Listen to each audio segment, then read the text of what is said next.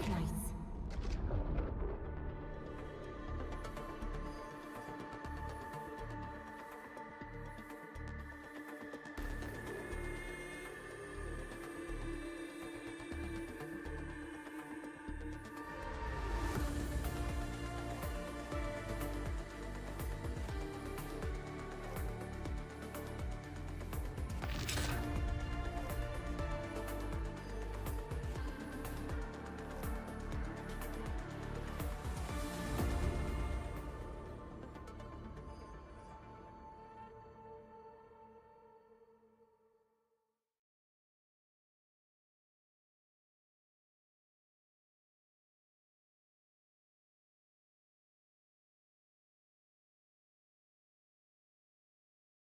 Lauma, Big Deer Mommy, they're all coming, right? And so will I.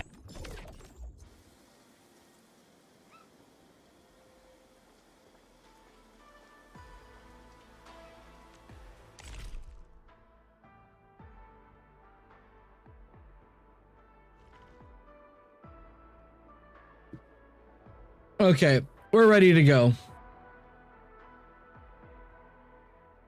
We are ready to go. No, I just gotta fix Enfield. Will it work? Please work. There we go. All right. Thank you, DBD, for the resub. Tier 1 resub. I greatly appreciate it. For 5 months, you're awesome. Oh, I see your message, Talos. Oh no. Am I on that incoming block list?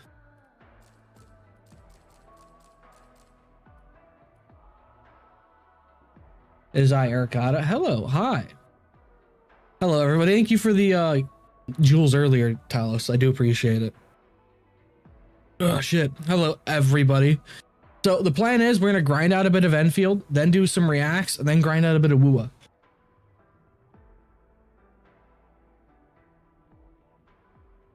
How's that sound for today?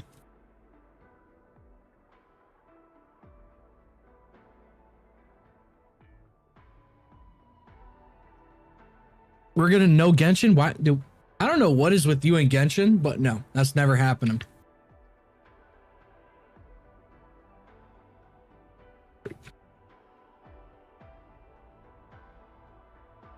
All right. So what even is there to do right now? There's a whole ass 2 weeks left. Got this.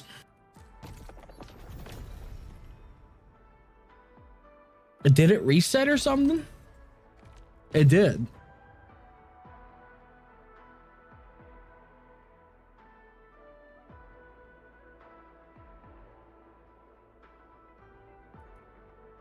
Endfield crisis team, ready for action. Okay, I guess a physical team is what I want. Monsters don't save your channel. Ask the clown. What's going on with the clown? I barely know anything. But how you doing, Talos? By the way, live stream this 21st. I do know that we will be watching it. We will be watching that.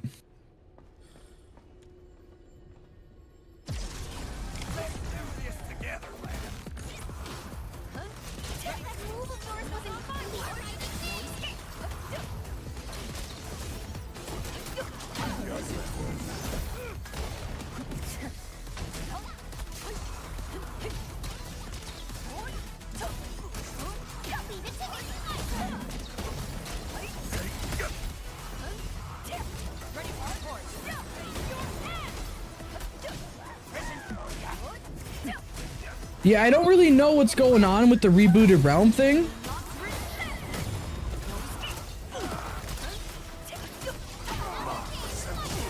Like, what's the whole situation with that?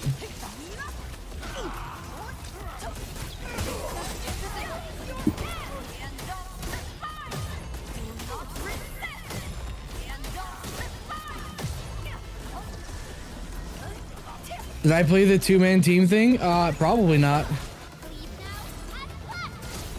And he dropped to 286 viewers. Well, that's a skill issue, I guess.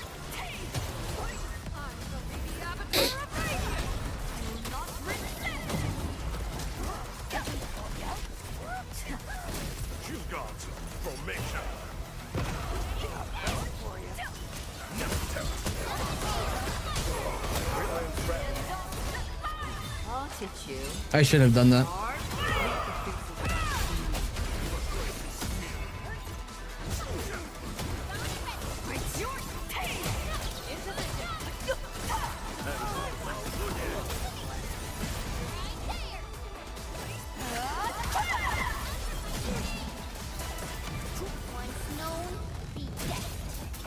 The winter time prevented people from getting in the area and rooted real.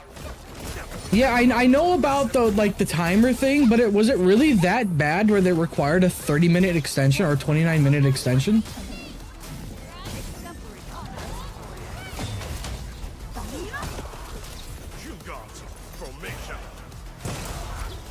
Like, there's no way it was that bad, right?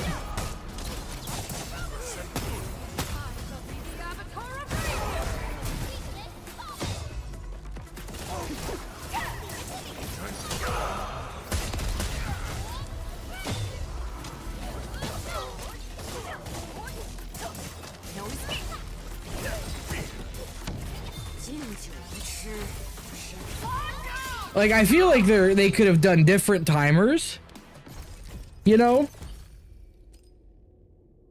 Not just immediately jump it up to 30 minutes.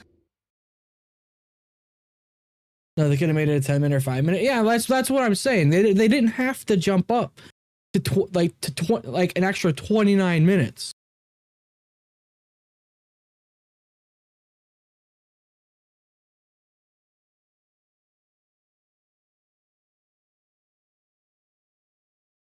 Talos, what are your thoughts on that? What do you think of the timer change?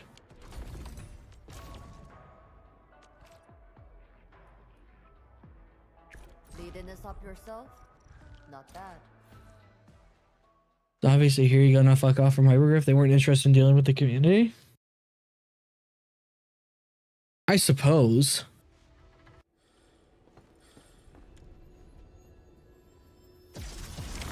I mean, I haven't tried Rooted Realm yet.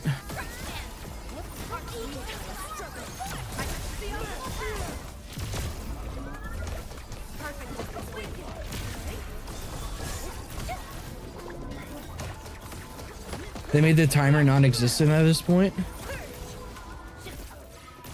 But was it that bad where it warranted a timer change like that? Like, there's no way it warranted it that bad.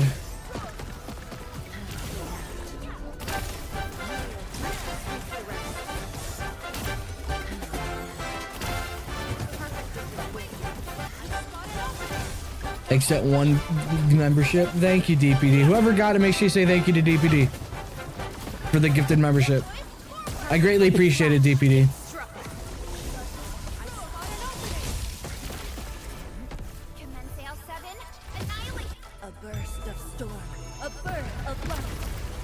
It could have needed an extra minute. Yeah, but I understand that. Like we've already said, like 100%. I like that 100%, right? But like, did it have to be a whole ass 29 minutes, extra 29 minutes?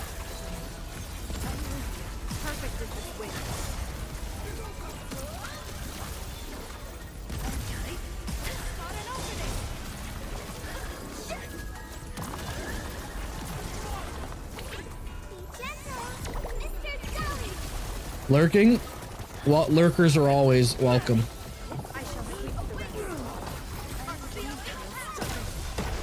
Oh my god, why do we have so many lurkers in chat? You guys need to boost my chat rate to give me an inflated sense of ego. Apparently the complaints for dude, CN ruins any game they fucking touch, bro. Apparently, NTE is getting story stuff taken away from Zanku because they think it's NTR. Because they think they're being cucked. But that is a big if. I can't confirm it. But bro, CN is like the worst enemy to any game.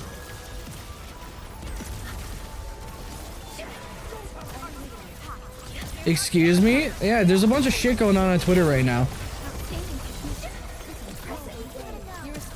And apparently the CN community thinks they're getting cucked in a story mission.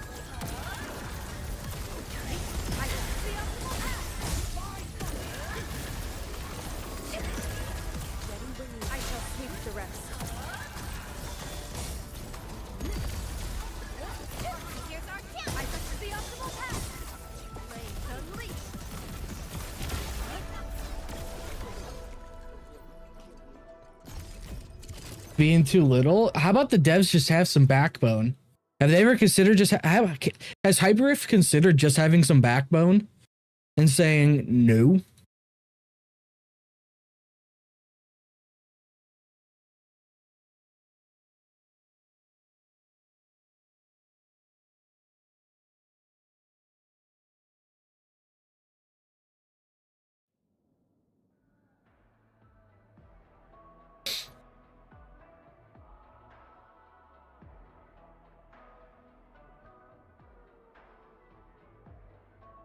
You will check your computer chair legs, dude. My chair is fine, okay? If my chair breaks, it's my own fault because it's a $15 chair. I didn't even read what the modifiers were. Reach speed kills. What is there anything going on Twitter? That's a good point. Enemies have better stats. Okay, just say it's HP inflated.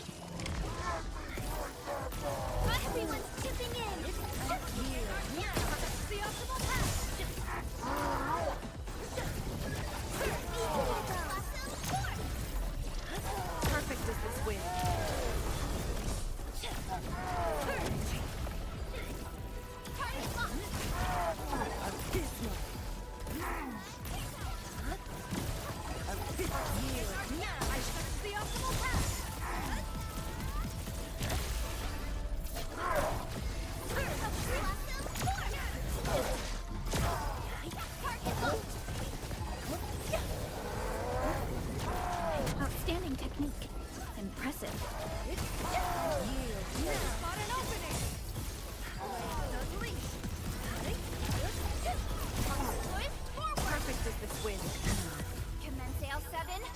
You're like my new video, dude. I shit that out in under an hour, by the way. I literally shit that out in under an hour because I thought we were gonna lose power because of a storm coming. It is currently almost completely gray outside right now and just windy as hell, all hell.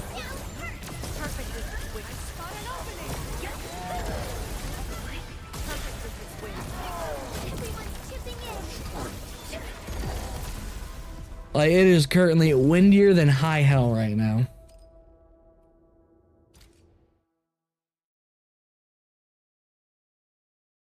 The tropic was nice. You mean topic? I know you meant topic. I'm just being a prick. As you might have noticed, I do love being a prick. Fuck. You know what? I agree with this comment, bro. Someone said, no point in comparing them when the GOAT FGO clears both of them in graphics and gameplay. I'm pinning that comment and hearting it. Because I agree.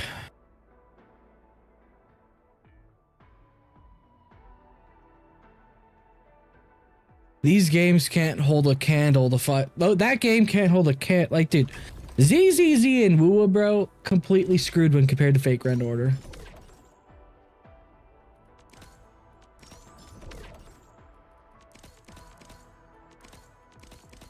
You know, I'll be honest. What's the point of doing these after you get the rewards? What's the point?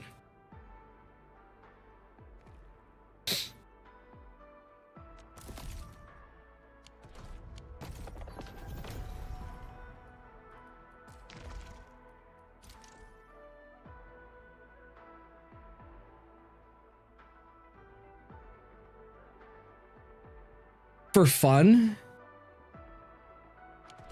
Bragging rights? Sure.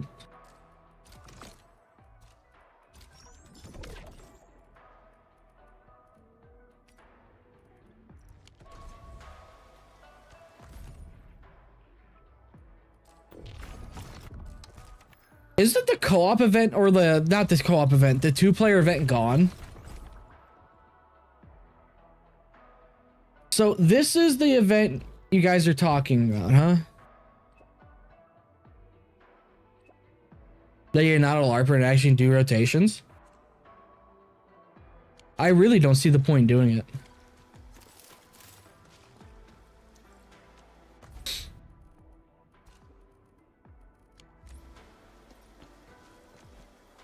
Want a limited time end game? Is it really end game though? Where the fuck am I supposed to go? Gotta go to the hub, really? Gotta go back this way, okay.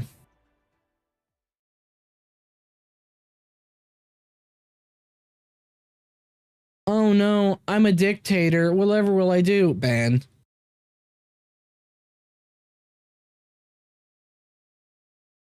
Whatever will I do? I'm being called a dictator right now. Oh no. I can't believe.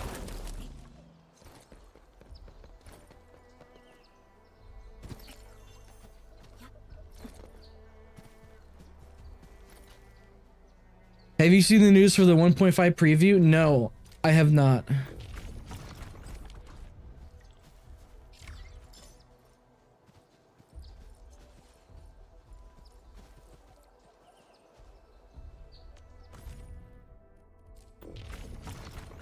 All operators accounted for. The team. Kateo made Evading seems to be over-exaggerated by Cian according to him. Are we talking about the NT fucking NTR thing?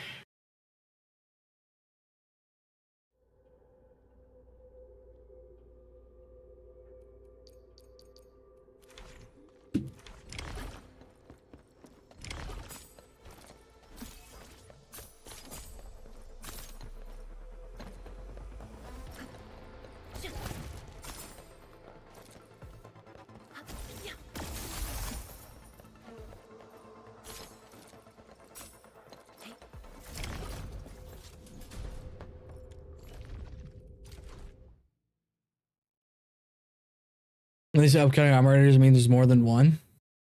Hopefully, dude, if it's a patch where they have a single operator, like Bangy. Engaging. Stay safe, team. I'll be right there. Gather as many Arlene.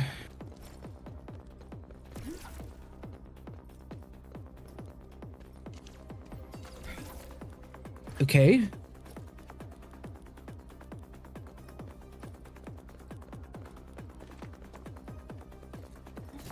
Dive attack. Watch your step, people. I'll be right there. This seems stupid.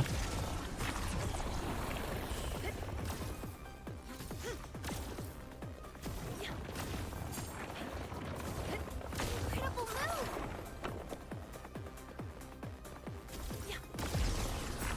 I didn't even want, dude, I didn't even read it. You literally watched me skip through it because I don't care. See this through.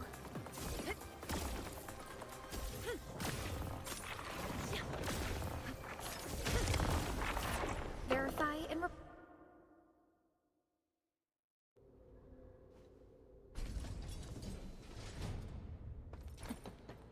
You literally watched me skip it.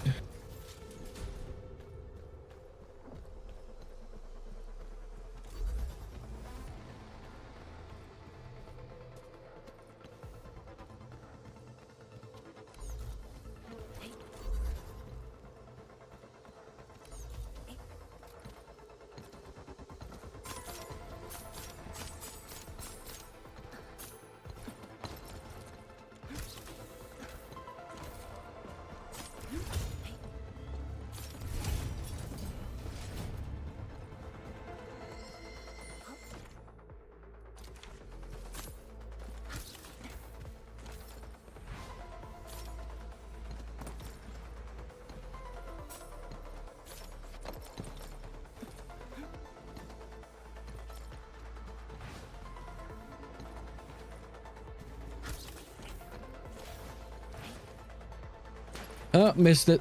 Oh, wow.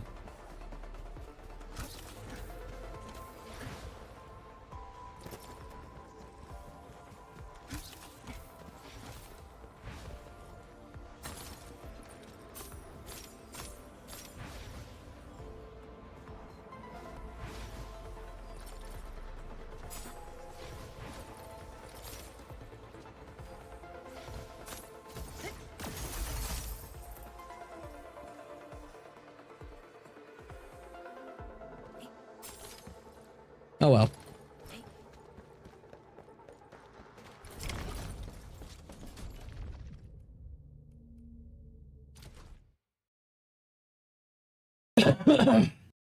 Fine, I'll read it, Talos, so you don't get pissed off, all right?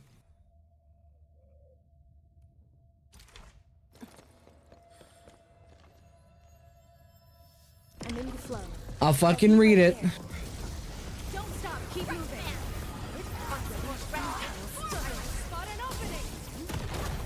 Be careful.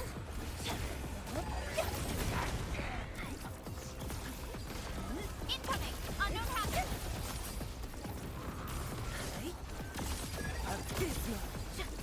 Be careful.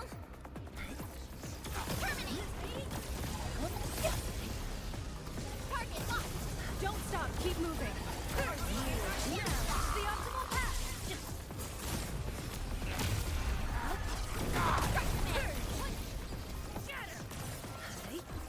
Incoming. Unknown hazard.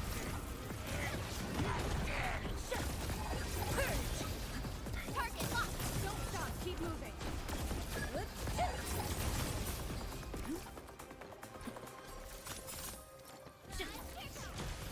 I feel like I'm wasting my time. Believe it, Endman. Victory will be ours.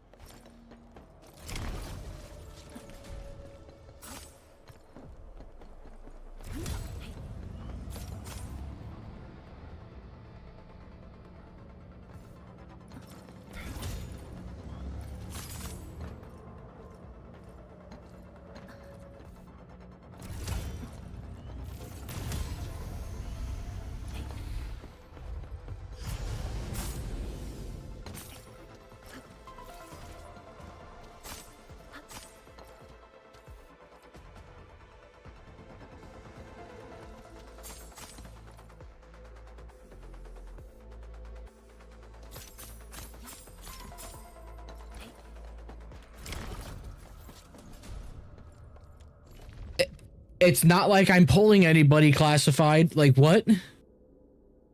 There's nobody I want to even pull. What are you talking about?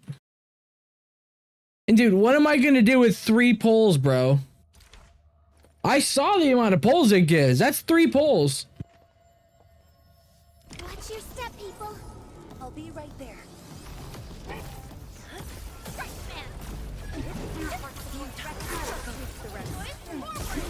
Terminate. Spot an opening.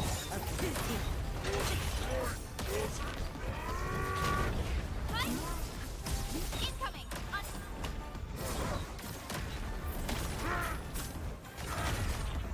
Be careful. Terminate. Incoming. Unknown hazard.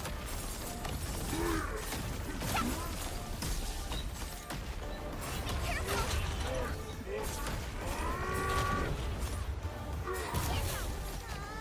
Don't stop. Keep moving.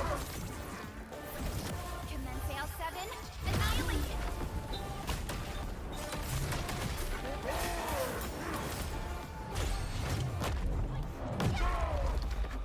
Like flash.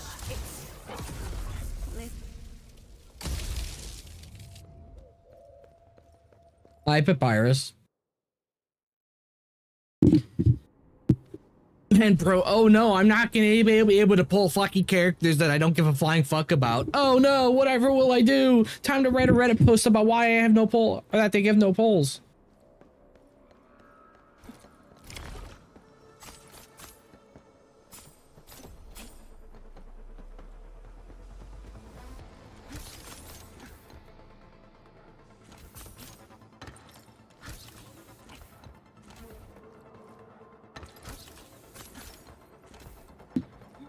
Oh, the Brax video? Yeah, we're gonna be watching it.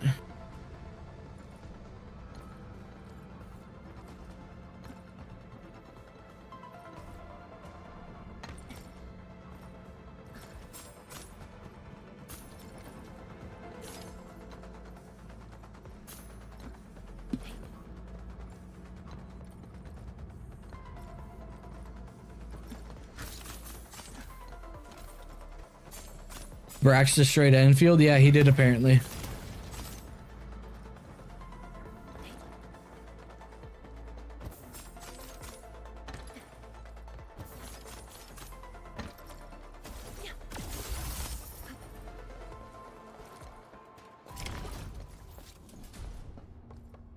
with facts and logic, dude, that's the worst part.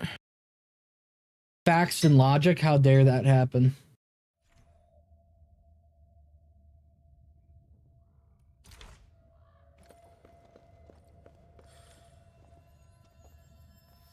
Watch your step, people. I'll be right there.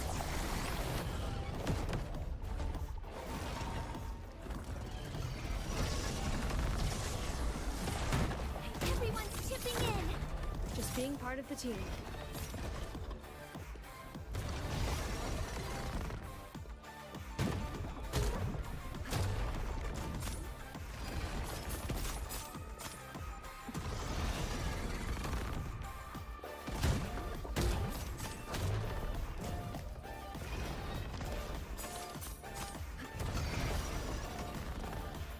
How many am I supposed to get?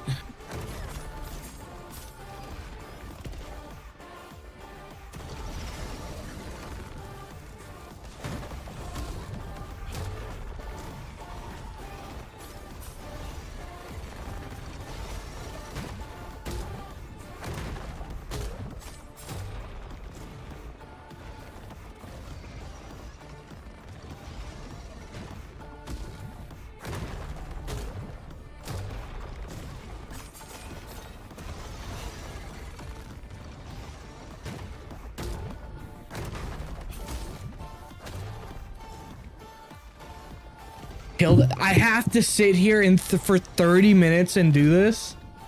Fuck. We've done it. Hope you're not tired. Truth be told, Okay. it wasn't a hard-won battle. Verify and report personal status, team.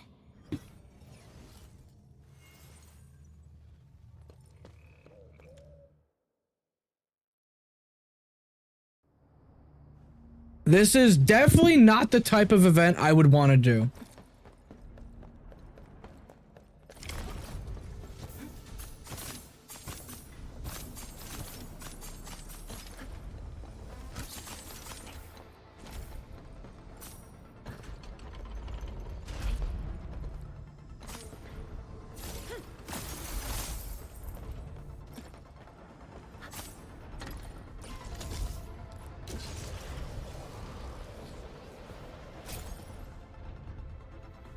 Fuck. Wrong button.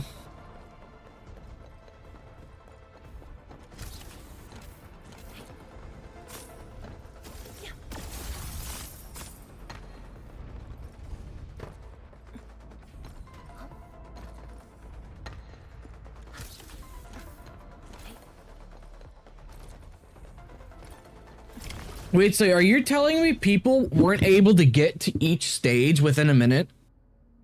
Are we serious here?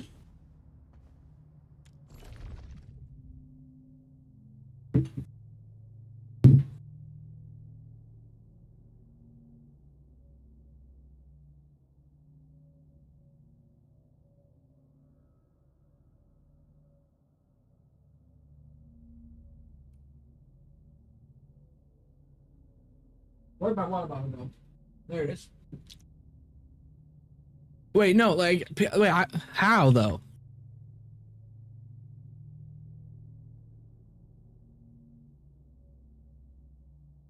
It's also getting the coins? Yeah, well, it'll just take a couple more runs.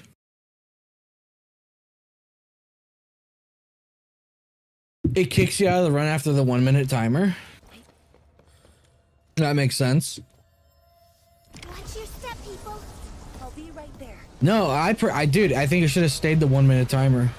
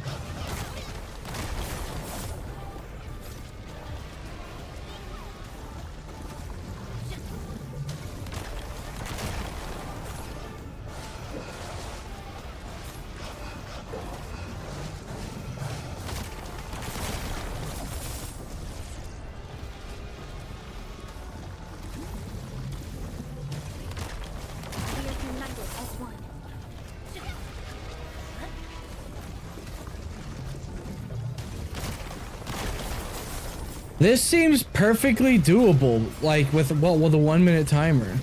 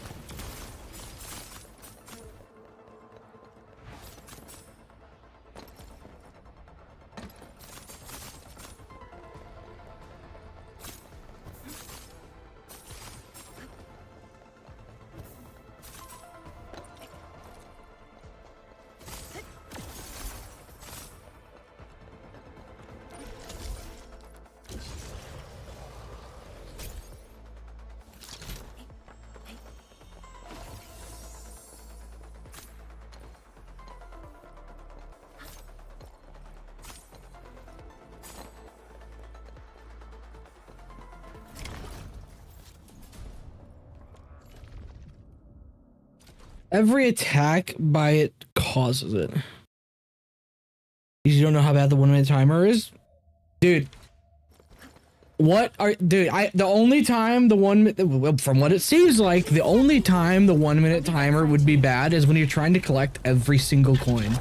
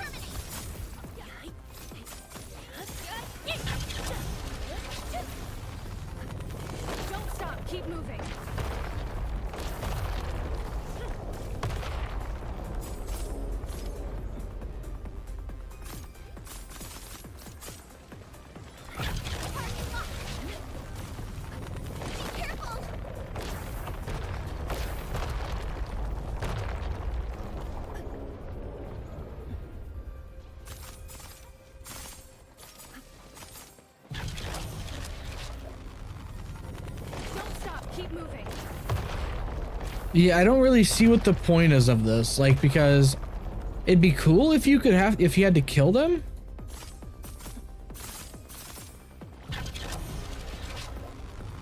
Or something, I don't fucking know.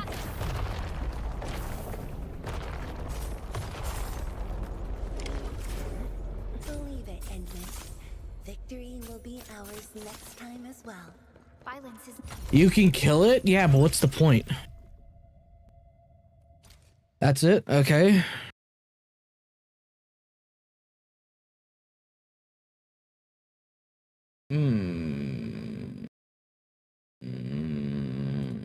Okay.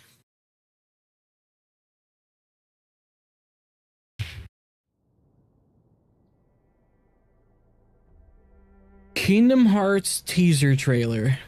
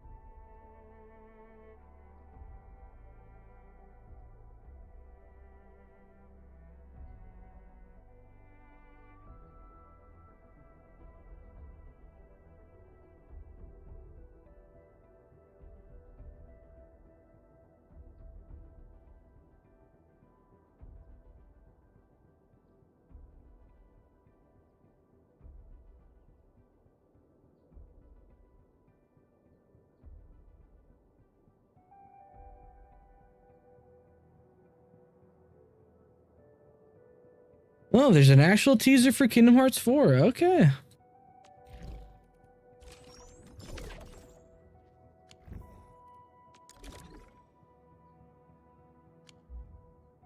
Your luck in Wuwa is truly dog shit. So one run pretty much got me a lot, almost half.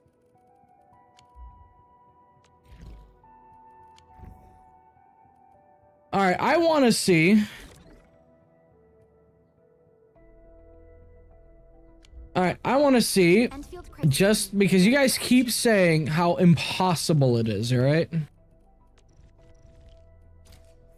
Like, you guys keep saying that it's impossible in the first stage to fucking get to the next one in 1 minute, bro. All right, I want to see this.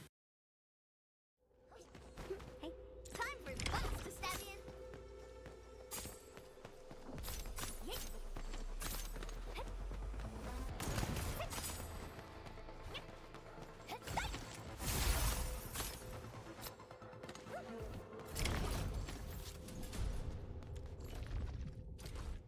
So which one is the biggest pain in the ass for people to get there in 1 minute? Which one is it?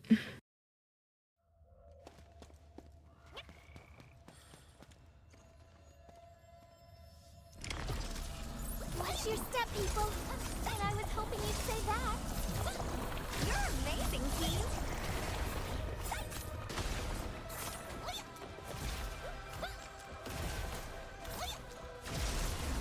Who's the wise guy looking for fight? Fire support, hot and ready.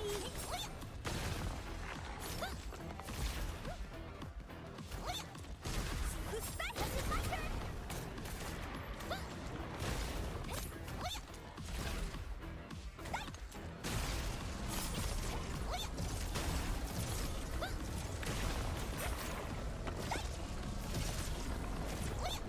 Wow, you can actually do that? You're amazing, team. Incredible move.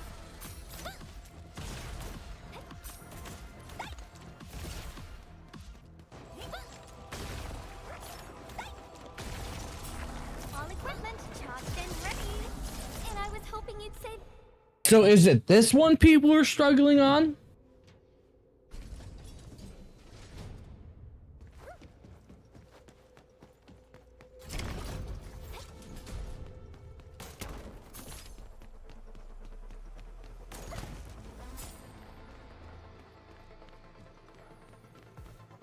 What am I supposed to do here?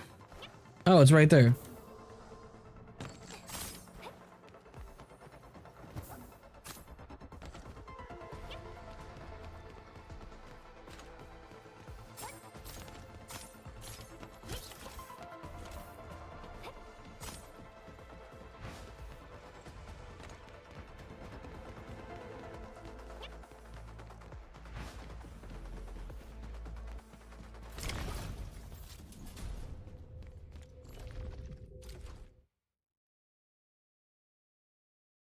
Chat links are banned because people abuse it. So yeah. Sadius, hello. who's the wise guy looking for fight? Welcome. Be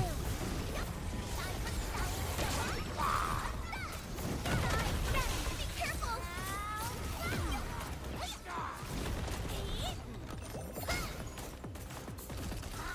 Watch it. Don't get hurt.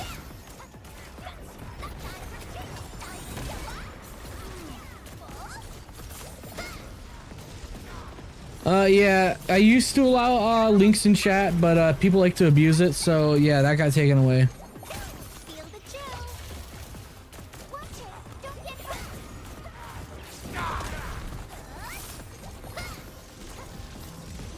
Be careful.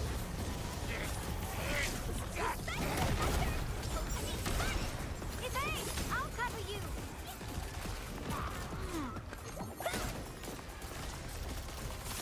Watch it. Don't get hurt.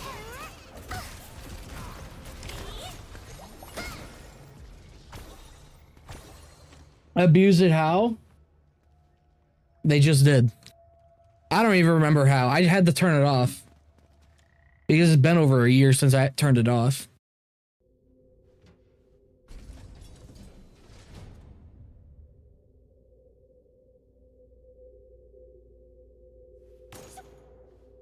Like spamming links. Yeah, that is one of the ways they would.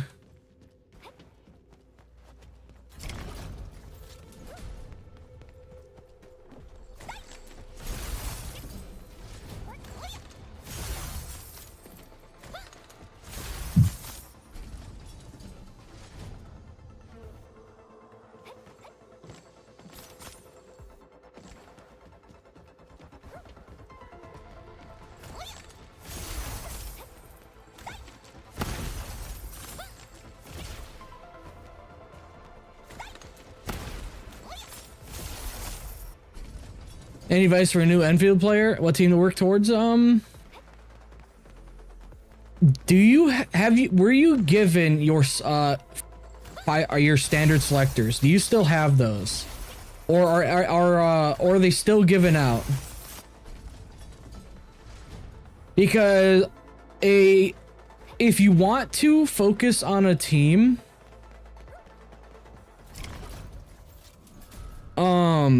and like 99% of all teams are good, but a good starter team, if you get her, is the 5-star Aviwena, because her team is a top tier team.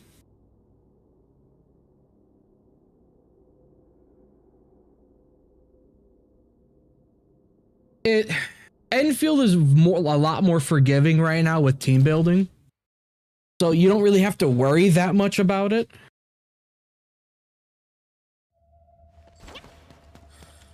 And plus, with the way Endfield is right now, 90% of content doesn't require a fully built team.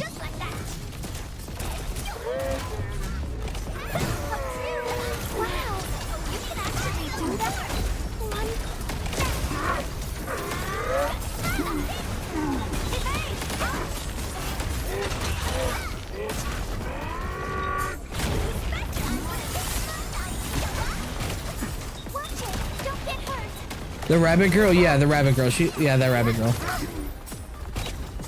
But luckily for you, Enfield right now doesn't require fully built teams. It's a lot more forgiving in that way.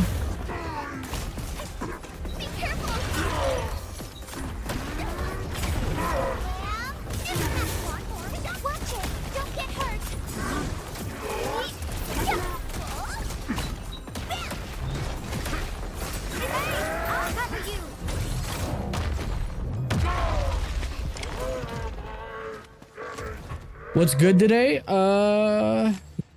You got build electro team, yeah.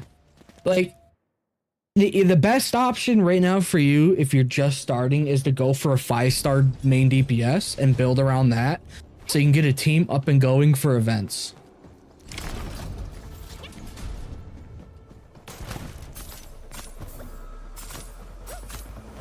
That is what I would recommend.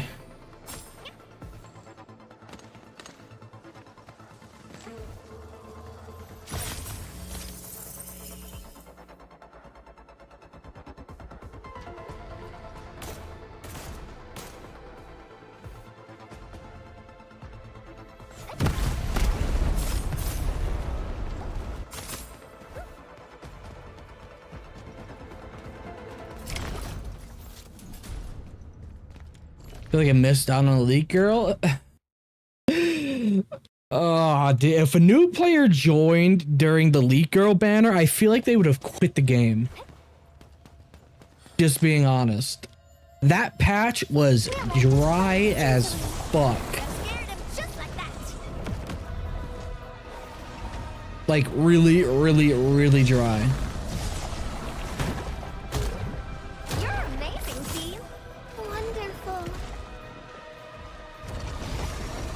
Uh-oh, stuck in ads.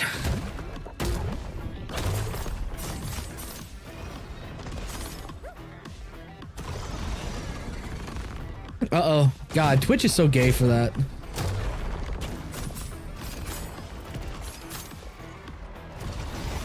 It was way too early for reruns? Oh, 100%. But hey, the way they did the rerun banner, dude, that rerun banner is better than the limited banner, though. That shit was wild.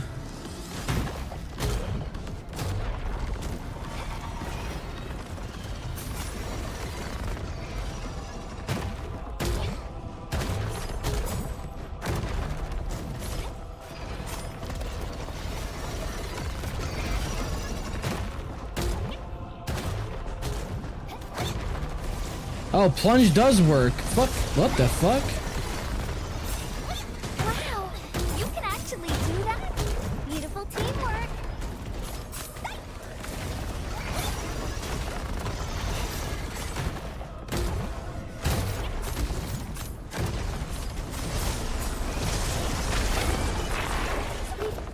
Didn't realize that. Well, it's a rerun. They gotta give it some leniency. Yeah, true.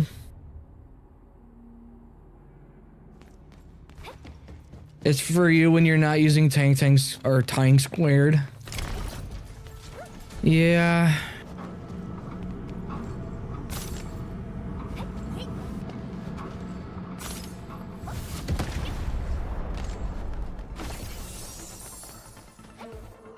Oh shit, I fell. Oh, I can't jump across. All right.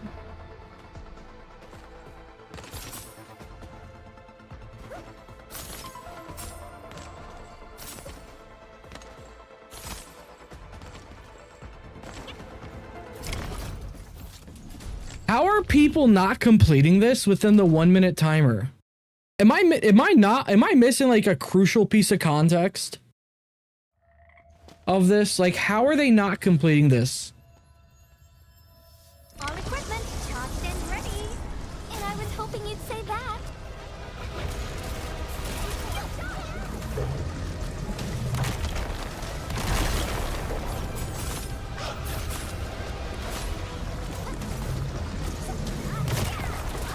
I feel like I'm getting baited. They took too long to get coins. Bro, it's just repeated runs.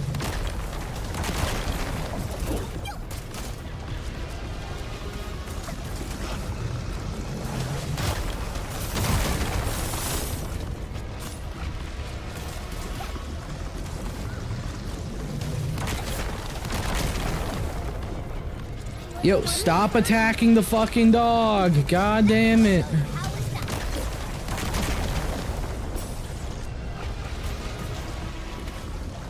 For the trim?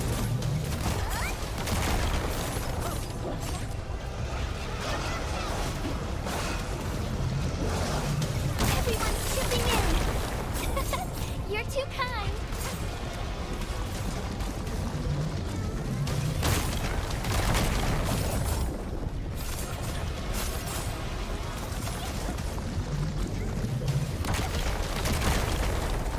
I wonder what we'll find.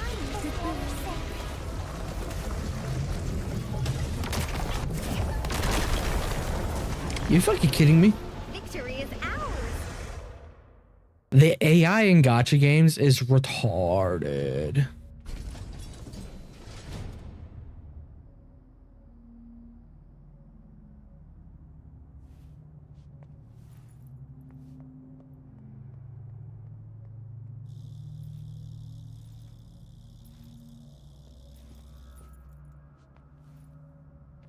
The AI is retarded.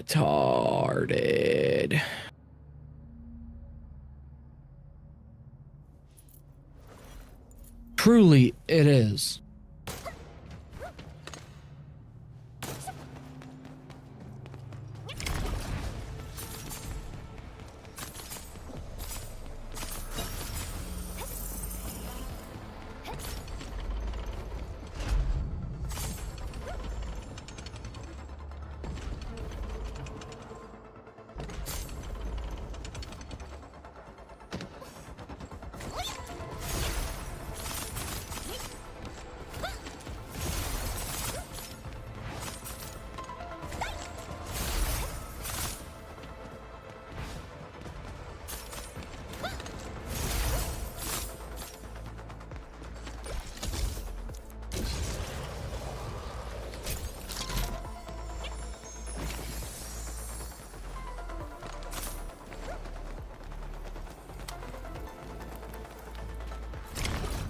Dude, this is really fucking easy, dude. I won't lie. This is really, really easy. I don't see how people are struggling this hard. Watch your step, people. Got scared him just like that.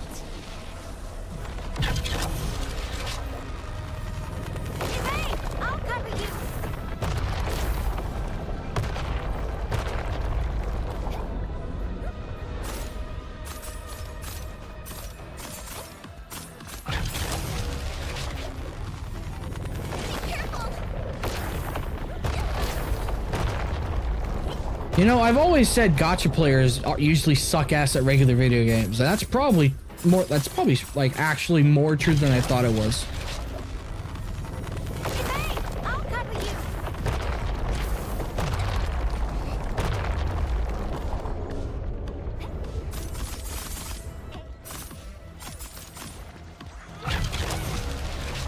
Do. Don't get hurt.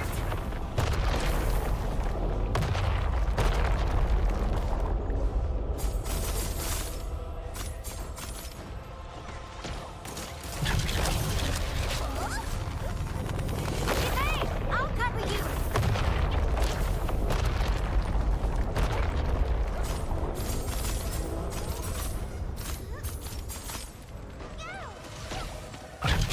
Man, playing those mobile, dude.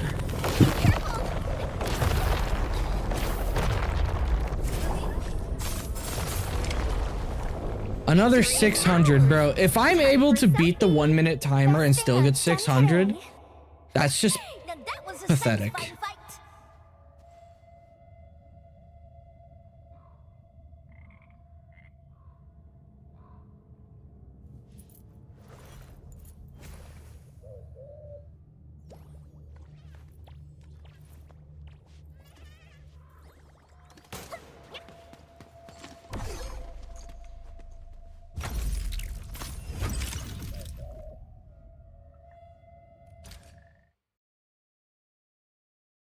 You're playing a real game and it's Cyberpunk 2077. Trim is 800.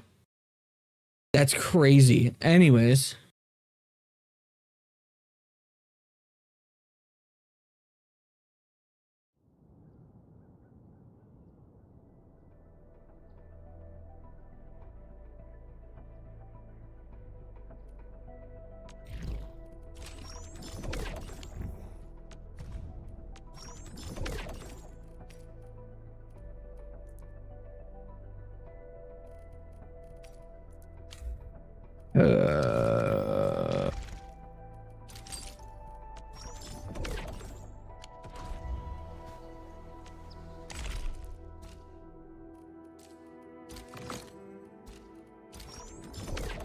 You know what? I'd say it's react time.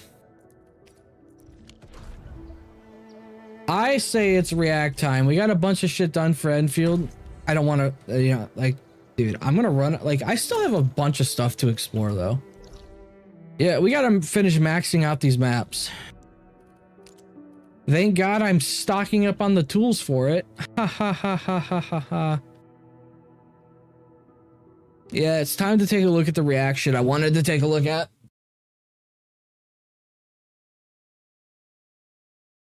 So we can either watch the Nigerian perspective or Braxophone first. What one do you guys want to take a look at first? You got to finish Lino's story. It's epic. I doubt it. But anyways. Brax. All right. Okay. Opera. Put that there. Brax with his facts and logic. The Unlimited 3 is fucking stupid. Have you considered picking it back up?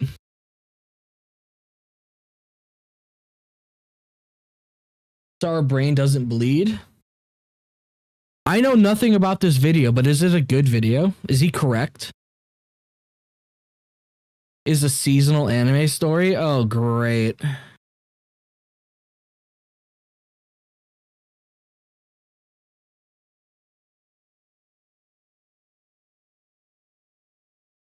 Just another Wuwa glaze? Yeah, I know, but it's got Silver Palace in the title, so that's why I want to watch it. Or it's got Silver Palace in the thumbnail, so that's why we're watching it. If they're dogging on the greatest gacha game that's ever going to be made, you're damn right we're going to watch it, bro.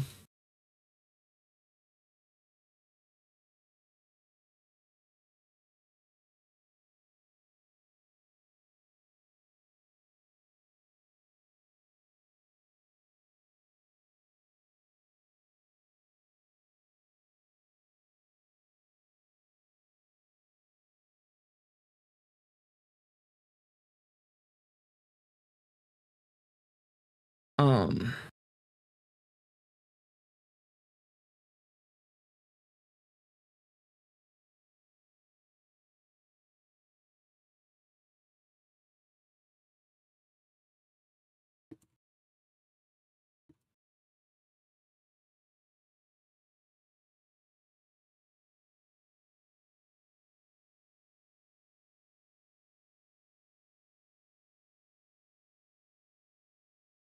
Um.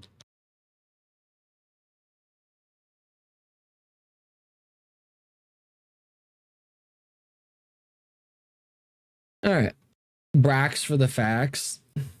Oh, good lord. Nigerian perspective hate Wuwa even though he glazed by saying the Wuwa is good because of the gatcha. You're lying. There's no way anybody actually thinks that way.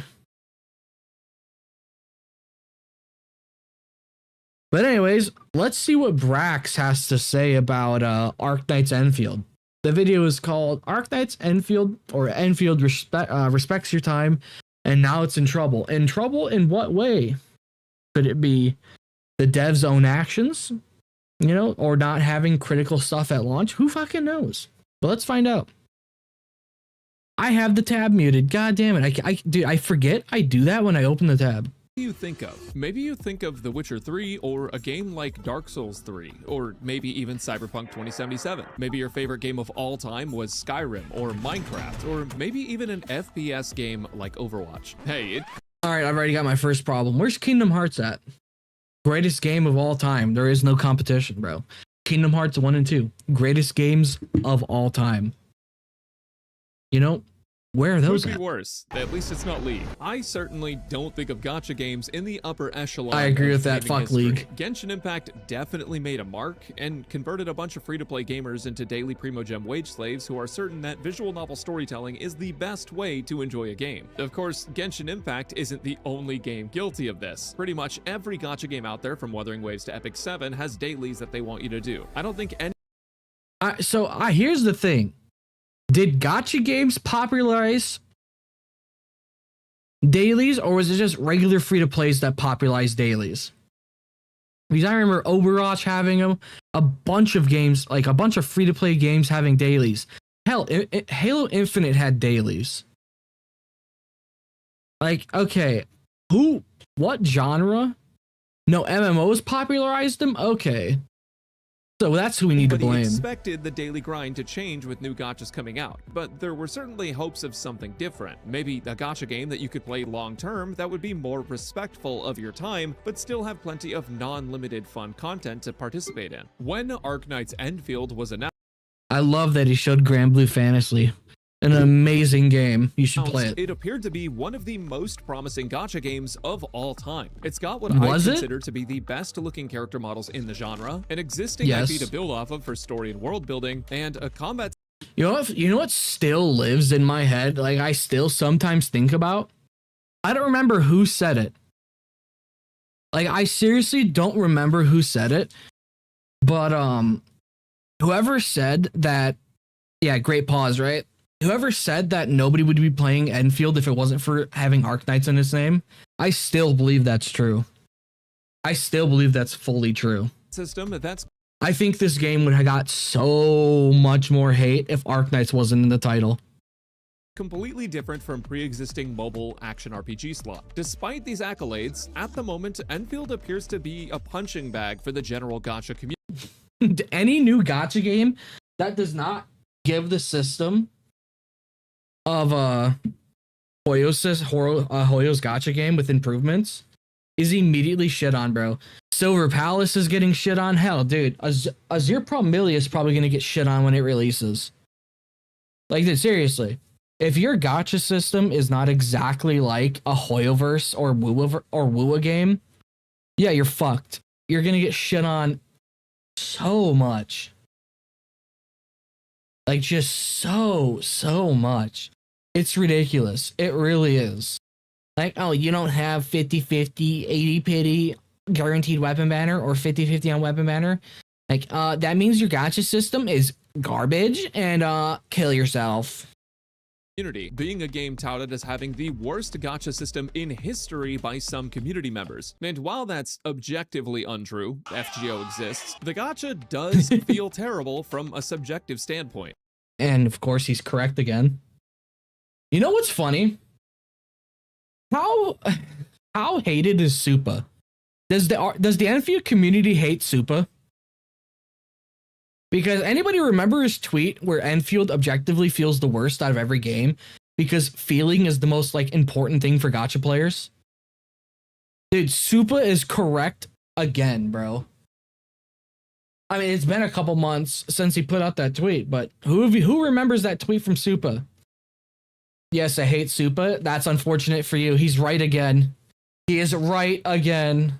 Arknightsendfield, there are a lot of aspects that just feel like straight ass. And then that makes people think aspects of the game are legitimate ass.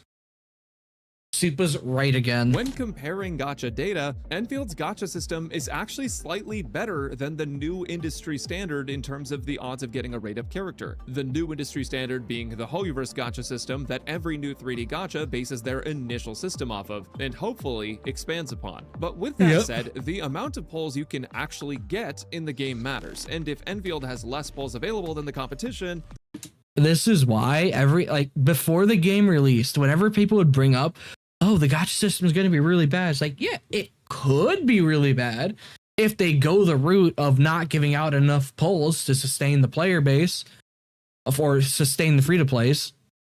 Like, gacha games, they have to find the balance of generous and not generous to keep people spending, but also to keep the free-to-plays playing because they need the whales and they also need the free-to-plays to keep playing the game.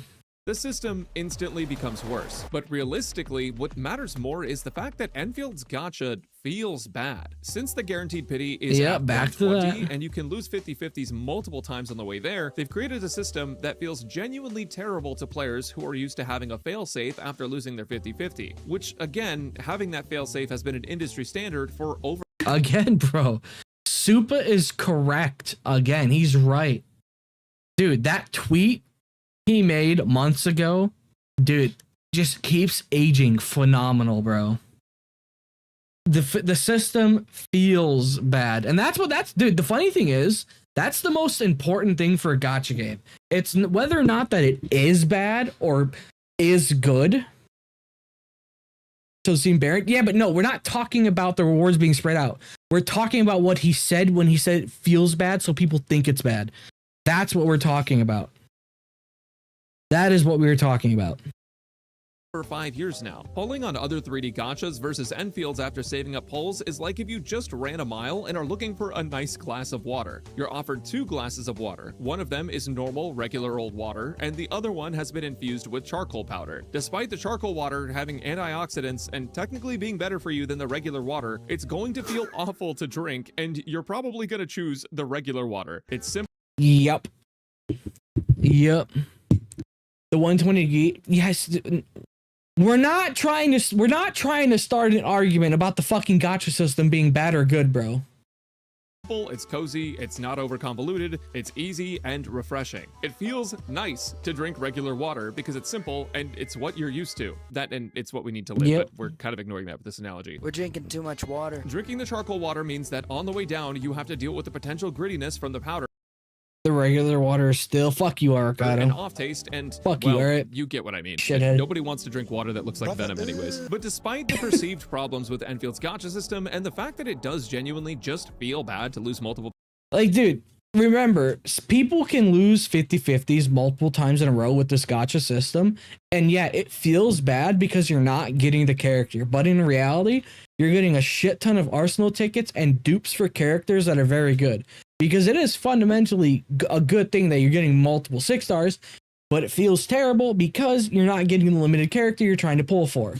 And you're losing multiple 50-50s on it, or 75-25s, whatever the fuck you want to call it. 50-50s, how the game is perceived isn't as much of an issue as you might think. After all, if Enfield is a punching bag for the gacha community, Genshin Impact is a punching bag for all gamers everywhere. And despite that, yes, and it deserves it. the game is doing exceedingly well. Honkai Star Rail is in a similar boat. Anywhere you look on social media, there's likely some sort of hate campaign, but the game is still doing really well. Yeah, because gacha Hoyoverse players are under some type of mass psychosis. Wish I could make $40 million on a bad month. Ultimately, a gacha Yeah, I system do that's too. I wish widely I could. considered to be bad will stop some people from trying the game, but it won't kill the game entirely. The only thing that will kill a game is whether or not the game itself is actually fun to play. It's also the same reason boycotts on games don't Genshin players don't know how to boycott. Has anyone ever wondered why Genshin boycotts never work? Isn't it hilarious? work. For every one person on social media who says a decision is bad and quits to boycott a game, there's 9 other people who don't like the decision who keep playing the game anyways because it's fun. It's not conditioning, goalie. It's a good thing that they added the 50-50, dude. Like, it is inherently a good thing.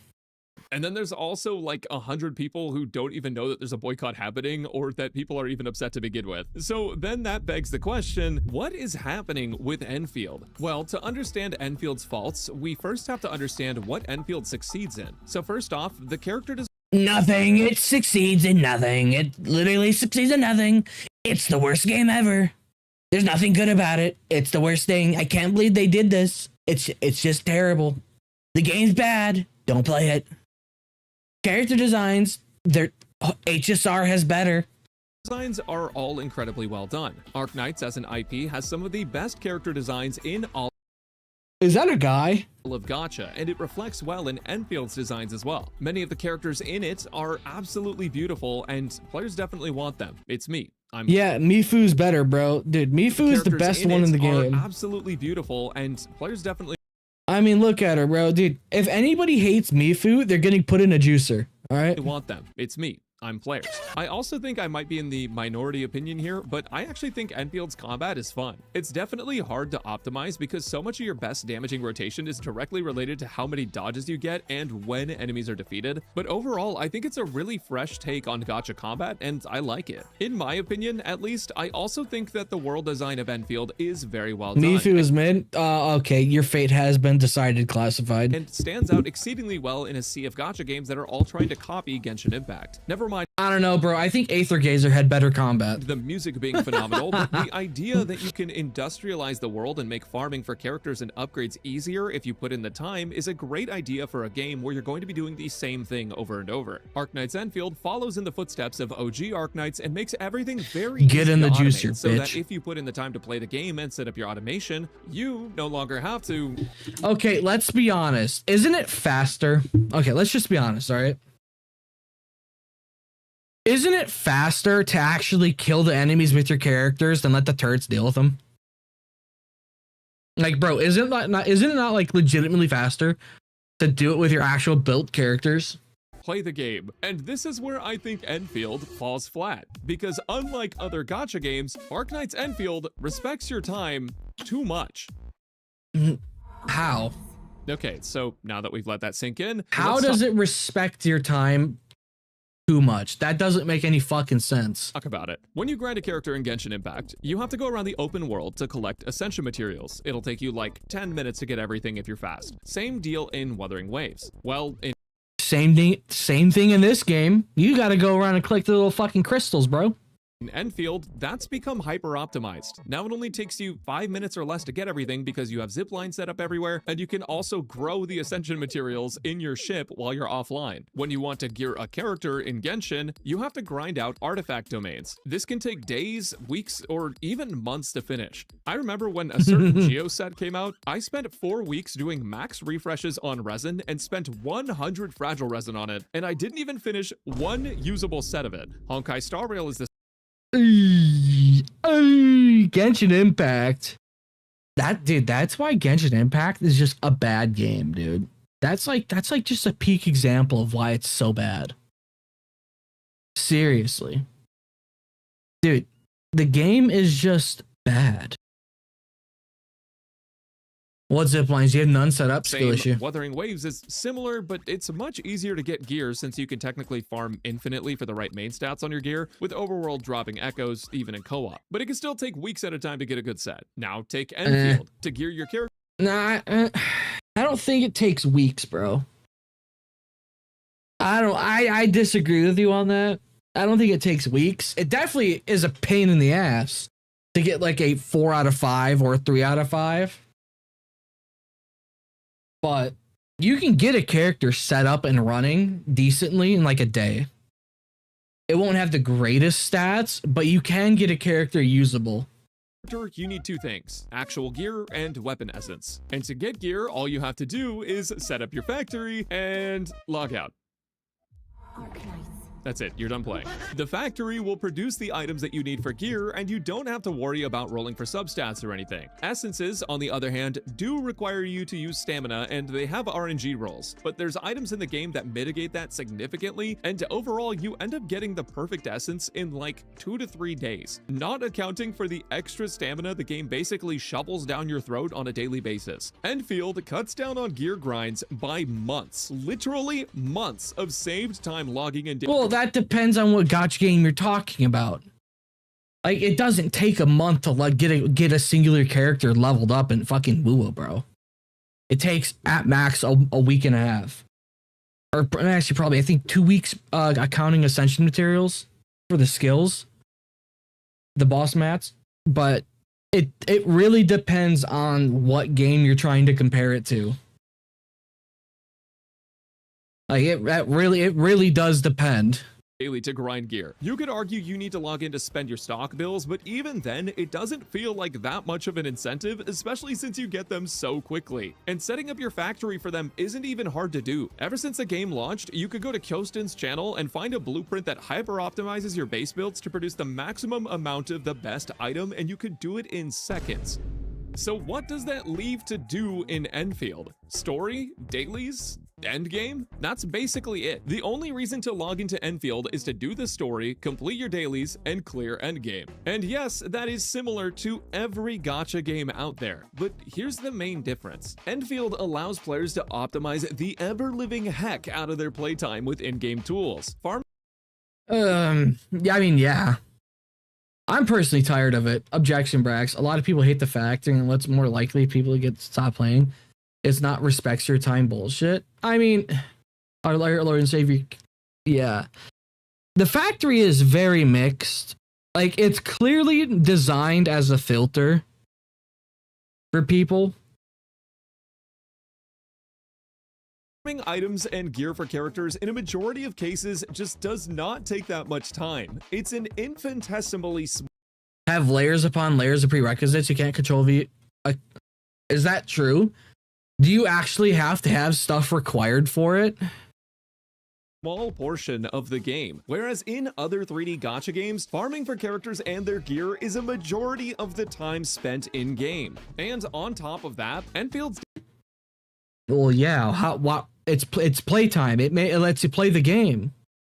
Like, farming for characters isn't a bad, like, farming for, like, having the farm for a character can be a bad thing 100%. There is a right way to do it, but like it's still content that people would rather do, because like if you just automate character building, you're not even playing the game anymore. Requires Wuling development 21. Oh, I think you told me that. I can't remember. Like, yeah, like character farming can be bad. It can be boring, but it's still time spent playing the game. Dailies are so minimal that players can complete them in about a minute or two. And as some yeah, that's the same for like every gacha, or most gachas. Dailies done in like a minute or two. Endfield doesn't really do anything special with it. someone who's broken free of gacha FOMO, it doesn't even feel like dailies in Endfield are worth it. 80% of the game is already automated. The only thing I'm missing if I skip a day is a bit of premium currency and my daily stamina, which also can be stored for other days. What else is there to do? Well, their more recent limited time endgame mode contingency contract. Oh man. Huh, I could CC.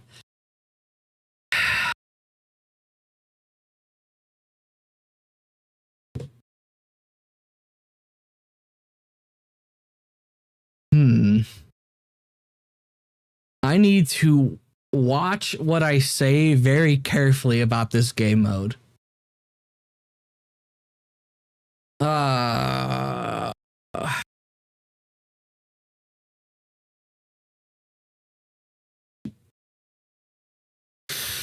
Motherfucker. It was a letdown. That's what I'll say. That's what I'm going to say about CC. I was kind of disappointed with it to the point where I just didn't even want to bother going with a higher score. To be honest. Like, I couldn't be bothered. That's why I only did 20, whatever the hell I did. And they just never did it again. Like, dude, I would rather do CC and OG Arknights. To be honest, I don't think CC fits.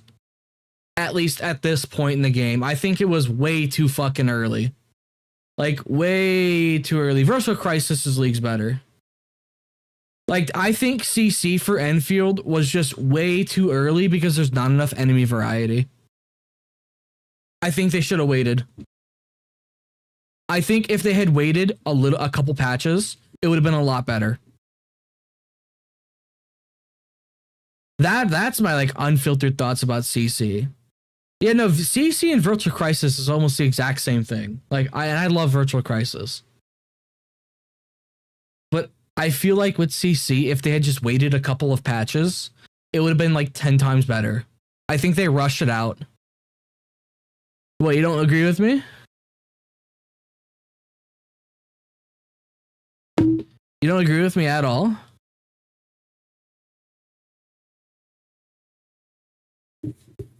Wait, none of you agree with me that CC should have been pushed back?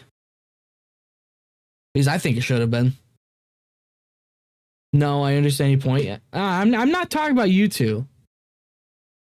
Ribbon said okay and sent a weird face, and then Goalie said why.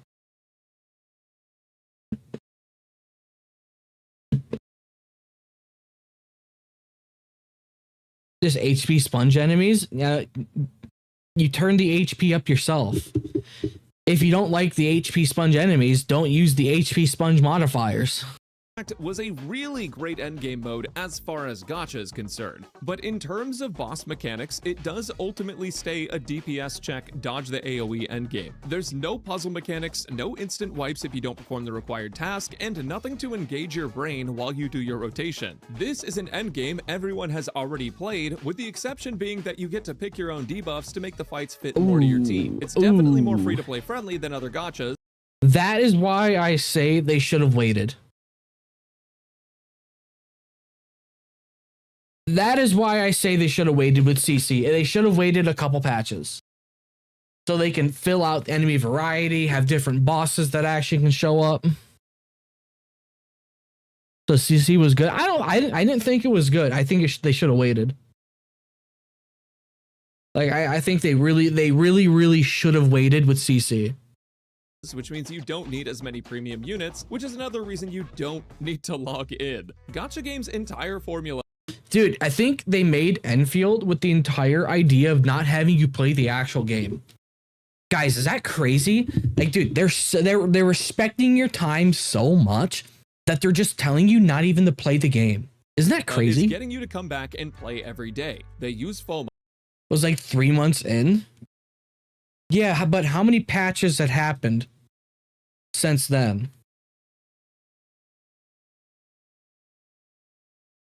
And it was fucking hell. Or fear of missing out to get you to come back for limited time events with limited time rewards and daily quests to make sure that you play the game every single day for player metrics. Arknightsendfield is the antithesis of that, and in a way, the most consumer-friendly 3D gacha game out there right now. It respects your time so much that people have stopped logging in favor of logging into the games that don't respect their time. Yeah, that's what I just said. They respect your time so much that they don't want you to log in. Hasn't Brax taken part in Endfield creator events several times? I would not know. This is my first time watching one of his videos. Same amount of patches it took AKE. Okay, maybe CC only fits in fucking Arknights. Oh, Jesus Christ. Yeah, I think it was taken out of the oven way too early. Like, way too early in Endfield. Like, way too early. Why? Because it just makes sense. Why would... And dude, I'm sorry, it's completely irrelevant what they did in OG Arknights. This is a different type of game. They've had 7 years of game development experience, and you're telling me they didn't learn anything. This goes back into making excuses for a dumb company. You play the game you could play anytime when a bunch of games are incentivizing you to give your time to them. Truth be told, 99% of the time, the game you can play any. Yeah, these gacha games, they have to give you a reason to log in. If gacha games are telling you, oh, hey, you can automate everything so you don't have to log in, like, okay, people are just going to stop playing your game then. Like, you got to have reasons for people to log in. Time is a better game. Usually, they're not a gacha game, but it can't be 100% said to be true. You DM'd it? Optimized combat trials, Fob, Pokey, Alex, no idea, Kyo, no idea, that's an orange. Sweetly, no idea, no, average luck, no, Genizad, no, oh, Kooky, nope, Sticks, nope, Brax, yep, Bran, nope, okay. Yeah, he takes part in CC things for Endfield, 100%. He 100% does. For Endfield, because despite Endfield having great character designs, an immersive world, and being incredibly fun when there's great character designs won't save a game. Like, dude, their character, like Enfield's character designs are like amazing. They're like amazing, but you know, character designs are not enough reason to log on. Content. Endfield doesn't have much content that incentivizes players to come back. What? Now, this basically oh, I love that clip. goes into a whole discussion about FOMO versus making content that's so fun people choose to come back regardless of rewards. Gacha games rely on FOMO because most of them aren't consistently more. Gacha games rely on FOMO. Bro, like, just video games in general rely on FOMO, bro. Why do you think limited time events exist in every single genre of video games? Of course, the furry gonna say the game with only furries has peak character design. Dude, I don't know where the hell these furry allegations are coming from. And if I find out they're coming from Uves, I'm gonna do things. Fun than good non-gacha games like Slay the Spire, The Last of Us, Pokemon, Deadlock, Grand Blue Fantasy Relink. You get the picture. Endfield isn't relying on FOMO as strongly as other gachas, which means. Are you sure about that?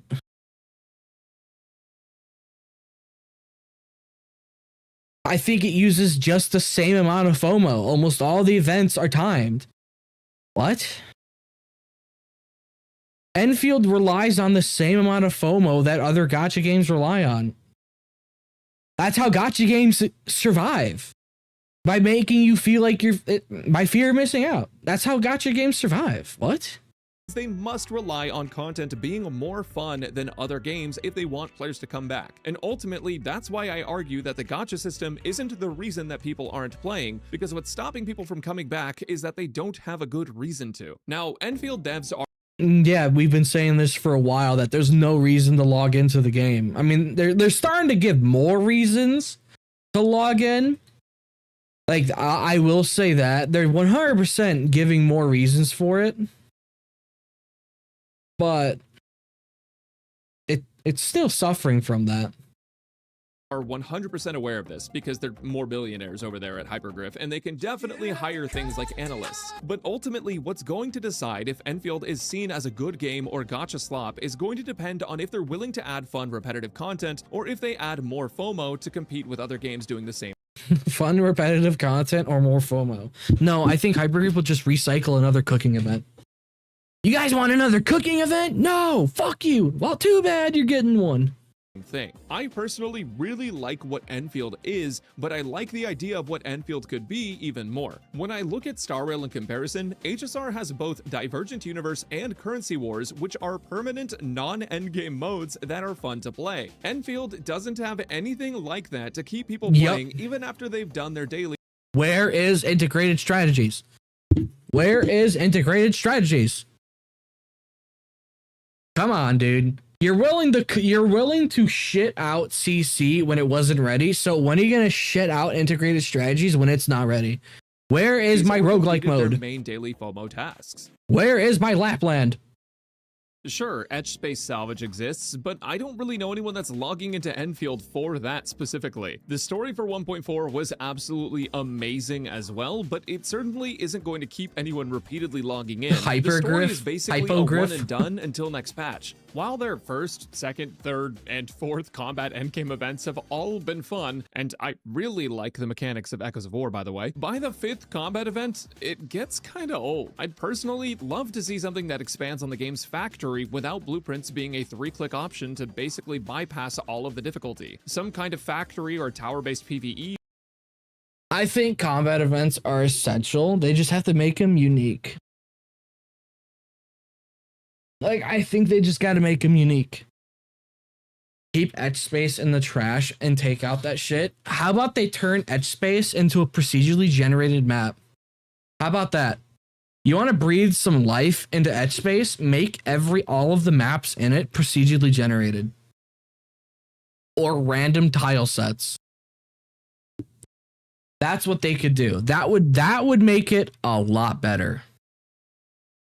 It's the same advice I give to Neverness with Pink Paw's Heist. Just make the goddamn floors or the tile sets randomized or procedurally generated. That would just breathe so much life into these modes. Seriously. Or PvE VP mode could add a ton of replayability without having to rely on specific units. Yeah, no, I disagree with that. PvP modes are terrible in gacha games. They don't belong. They do not belong. And it feel completely new. To be completely fair, Endfield is a relatively new gacha game, and it hasn't had nearly as much time to add new game modes. It suffers the same problem that a lot of modern MMOs do, where when a new MMO comes out, it doesn't have nearly as much content as the MMOs that have been running for 10 to 20 years already. Players blaze through all the content, and now there's nothing left to do, and the only thing that can fix that new MMO. To be honest, that is the player's fault for blazing through their modes in a single hour. That is 100% the player's fault, but Endfield also could lock each stage behind a certain time. Yeah, it's gonna piss off people, but that's a lot better than allowing players to fucking just force their way through all the content of a single patch in an hour. Is adding 10 more years of content. Other competing gachas have been out for years and have way more content for players to play through and enjoy, and Endfield has quite a bit of catching up to do. In Enfield's case though, they have a very important decision to make on what direction they want to take the game, whether they want to make it more predatory to get more players, or if they want to attempt to innovate in the space and potentially risk not holding as many players in the name of making the game more fun overall. And if they choose to innovate and make the game even more fun without adding other FOMO aspects to it, it could experience a full recovery and even a massive the full recovery increase in the amount of players actively playing the game. But ultimately, while Endfield won't die off due to a lack of players, like many love to claim on their tribalistic mass misinformation campaigns, it's certainly coming up on hot take. Final Fantasy 14 is bad and WoW is better. Yeah, now I know anything you say is irrelevant because you just said that. Dude, because you said that, anything you say is going to be immediately disregarded. So, yeah, rip to you, bro.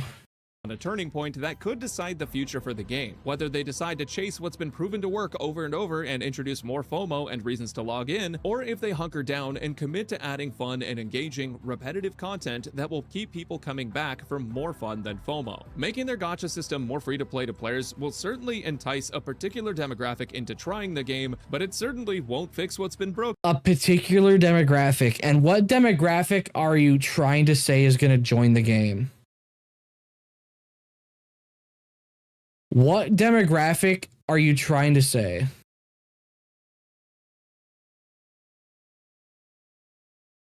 Seriously, like what? What demographic, my son? This whole time. My name is Braxophone, and thanks for watching. Yeah, guys, I can't believe Endfield respects your time so much. FF14 stories are so long I fall asleep. Yeah, that's called a story game. Must be nice to have Camille. I don't have him. You want to be Egg's son? That's an interesting statement. But yeah, Enfield respects your time so much that nobody wants to log onto the game anymore. But yeah, no, Enfield just lacks like fundamental content that like every gacha game launches with. And I just sit here and wonder how much longer it's gonna take for stuff like that to be added into the game. I mean, with the first coming in a couple weeks or like 2 weeks, we're actually going to be seeing how well the banners did and if Enfield's actually improving revenue wise. I know the revenue doesn't really matter that much, but it is a bit of an indicator about how many people, about how spending is on the game. But I don't think this was a bad video at all. I don't think it was at all. Like he is right about most stuff in it, and it was a bit funny when he talks about it respecting your time so much that nobody wants to log on, and he is right about the game not having enough content. And the whole conversation with the gacha system is just so beat to death with. I'm just tired of hearing about it now. It's exhausting. It truly is exhausting to hear, oh, but the gacha system, when in reality, the gacha system is fine, but it feels bad. And feeling in a gacha game is more important than if it's actually bad or good. All right, there it is.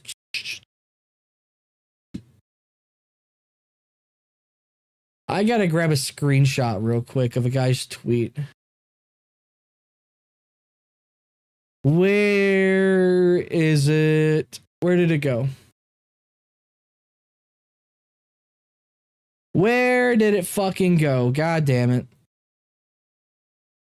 They deleted it, didn't they?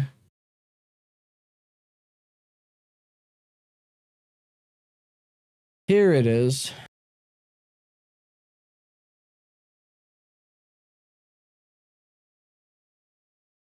Grab that.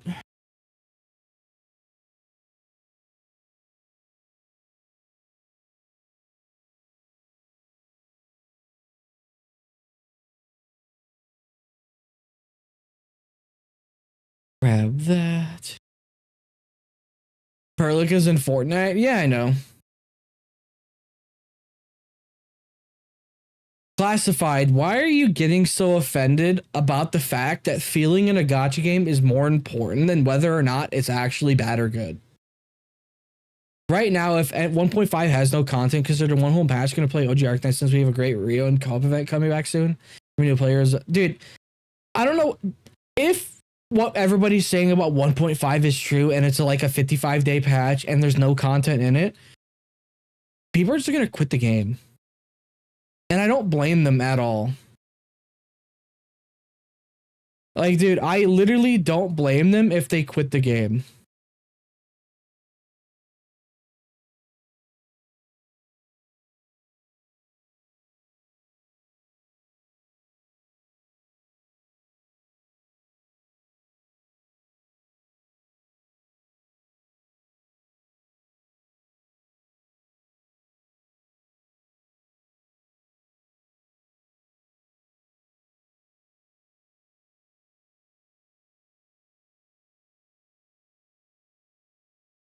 Like, yeah, I don't exactly blame people for wanting to quit.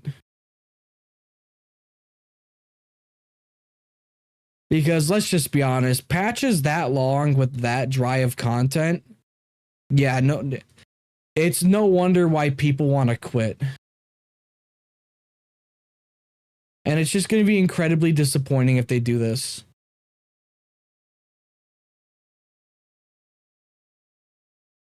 That patch was brutal. Yeah, no, that patch killed any drive I have for Enfield. Like, unironically. Like, straight up. It literally killed all of the drive I have for this game. Or all the drive I have for Enfield. I'm not even joking. It really did.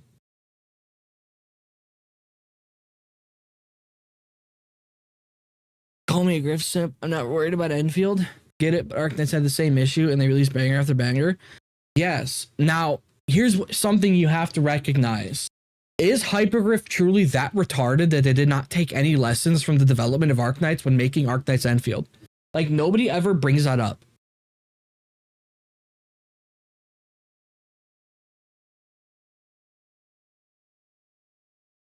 Like, are we just going to keep making excuses for these devs? Or are we just going to acknowledge that they're fucking stupid? And they don't know what they're doing?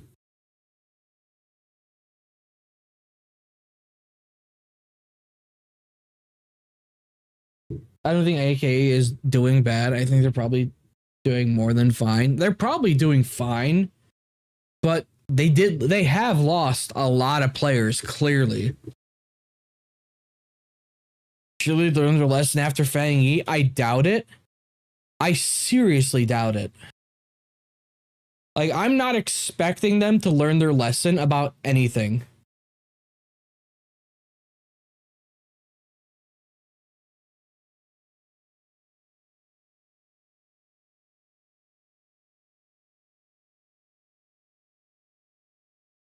Like, I seriously doubt they're gonna lose their lesson or learn their lesson. I think they're ready for a gacha game like this. Are they truly just that dumb to not be prepared for stuff like this? Like, seriously. Like, are we like...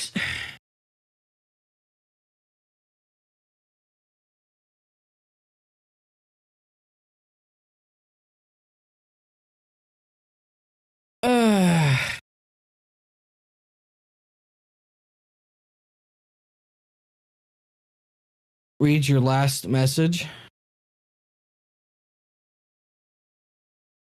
I'm saying that no matter what you feel, it's gambling. It's like comparing one addiction that's less harmful.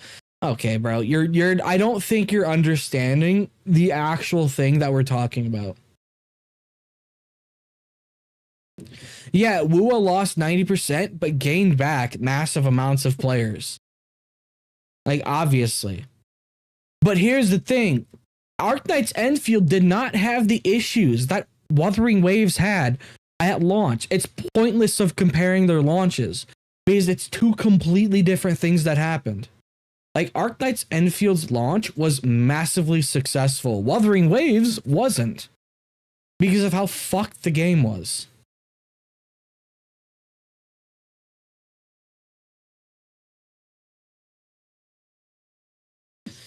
But anyways, we're gonna move on to this.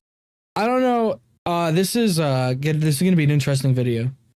The Fang Yi patch was like 30 plus days. It was like 50 something.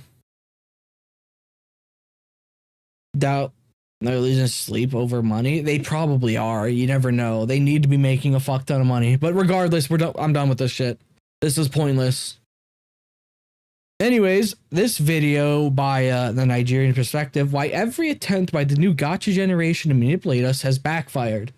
And the main reason why I want to watch this video is because Silver Palace isn't the thumbnail, and I'm a certified Silver Palace glazer after playing this last beta, bro.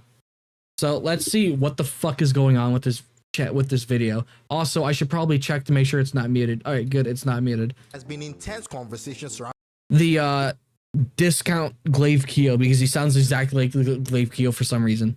three very particular gacha games: Wuthering Waves, Neverness to Everness, and Silver Palace. And as good as these games are individually, whether we're talking about What the fuck is happening to Mint, bro? Why is she choking the shit out of Mint, bro? That's kind of hot. Dude, that's kind of hot, bro. Or individually, whether we're talking about their visuals or their gameplay mechanics. It hasn't been the gameplay experience that dominated the discussion, no. Instead, the conversation has centered around one of the most controversial and possibly the single most important mechanic in all three of these games: the gacha system. I mean, even I have thrown... Hey, he says the most important mechanic in a gacha game is the gacha system. Why is Fate Grand Order consistently the most popular gacha game in the world, despite having the single worst gacha game in existence? Like, bro, why is Fate Grand Order like considered like the best gacha game, but it's got like the worst gacha system? If the gacha system is so wildly important.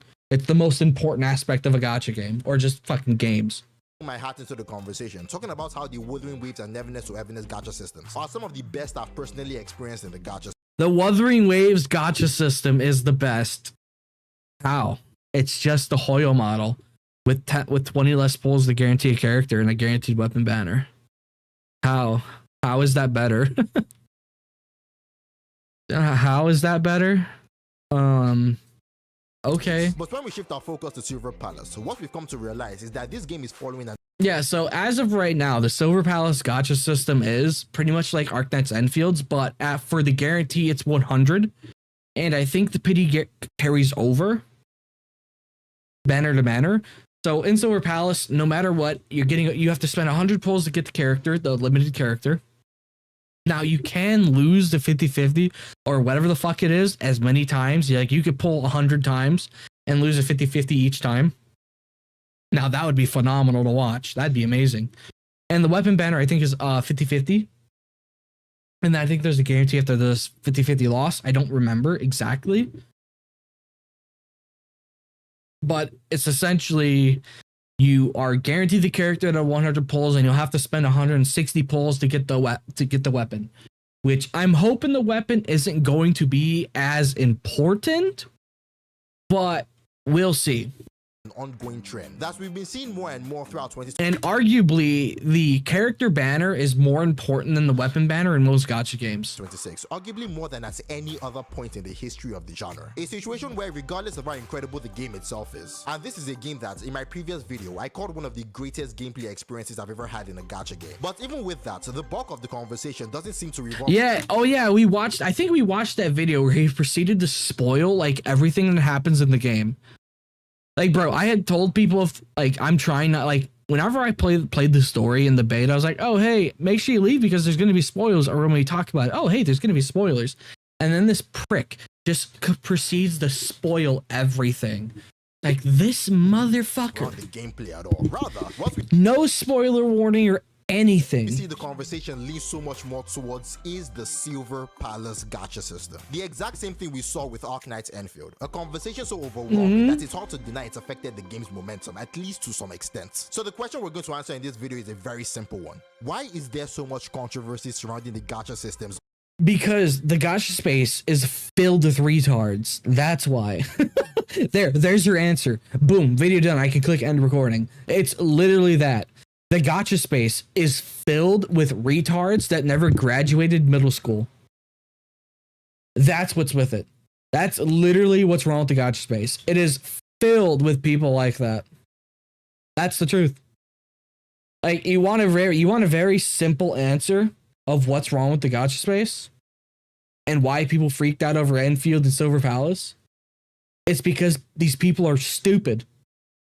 They're literally just fucking stupid. Like there's no other greater like reason for it. It's just these people are morons. Of these games. I mean, yes, there is an obvious answer. Gacha players simply want better gacha systems. But even in understanding that, what You know, this goes back to Arakado's video, well, partially Arakado's video about NTE and gacha activism. Like, dude, I'm sorry, but here's the truth. I would rather have a predatory gacha system and a top-tier game with top-tier gameplay, story, and characters than a fucking great free-to-play friendly gacha system and a mid-overall game. Straight up, dude. Yeah, if you would rather have a great gacha system and a bad game, that's on you, bro. And when you quit the game after a week because there's no redeeming factors about it, come to realize upon looking at the community's reaction is that there's almost an obsession when it comes to analyzing these systems. I'm pretty sure it's all the same people he's showing. I mean, we've reached the point where if a new game's gacha system is even slightly worse than what we had before, even by the smallest margin, that alone is enough for the entire conversation surrounding that game to become centered around just the gacha system. I mean, we saw it with Arknightsendfield. We're seeing it again with Silver Palace. So how and why has this come to be a thing that we experience in the gacha space? That's exactly what we're going to talk about in this. Am I going crazy? Did I accidentally click backwards? video. So if you're into this kind of content, so make sure to leave a like. And let me know your thoughts on gacha systems in general. I mean, we all understand that they're predatory in nature. That is not up for debate. But No, guys, don't worry. All these gacha systems are predatory. Yeah, so is Blizzard, bro. why do you think there are more and more newer gacha systems that seem to receive so much more criticism than the ones that came before? Tell me your thoughts in the comments below, and of course don't forget to subscribe if you keep on any of my future videos. Before we get into it, let's settle on one thing. We can all agree that the gacha systems in these games can indeed be pretty predatory. I mean, that's exactly why top-up sites... No shit, dumbass. What the fuck? What? Bro, dude, what? What? I love my slop generous, bruh. ...exists in the first place. Like Enjoy GM, the sponsor of today's... Get the fuck out of here, bro, dude. Fuck your top-up site, bro. Fuck you, dude. Dude, this is a new top-up site that I've been seeing sprung up. And bro, you know, I have a theory about these top-up sites. I think they're run by the same people. Like a top-up site gets popular, people use it, then it dies out, then another one pops up, and I think it's the same group of people running it. Bro, if you want, dude, I do not trust any of these top-up sites, just being straight up honest. I do not trust them at all. I'm not willing to risk my accounts getting banned for using a cheaper service. Yeah, I have been seeing this. I've seen this one pop up recently, like the past month or two. And bro, I think it's all the same people running it. I think it's all the same people running these top-up sites. ...video. See, Enjoy GM... I'm fucking skipping your little stupid little lad. ...in this video, and now, let's get into it. See, any conversation about gacha systems... Yeah, it's the top-up cartel, bro. ...is always bound to be an interesting one, mostly because of the contradictory mindsets that these systems create within us, the audience. On one hand, ask any content creator or regular player of these games what they think about gacha systems.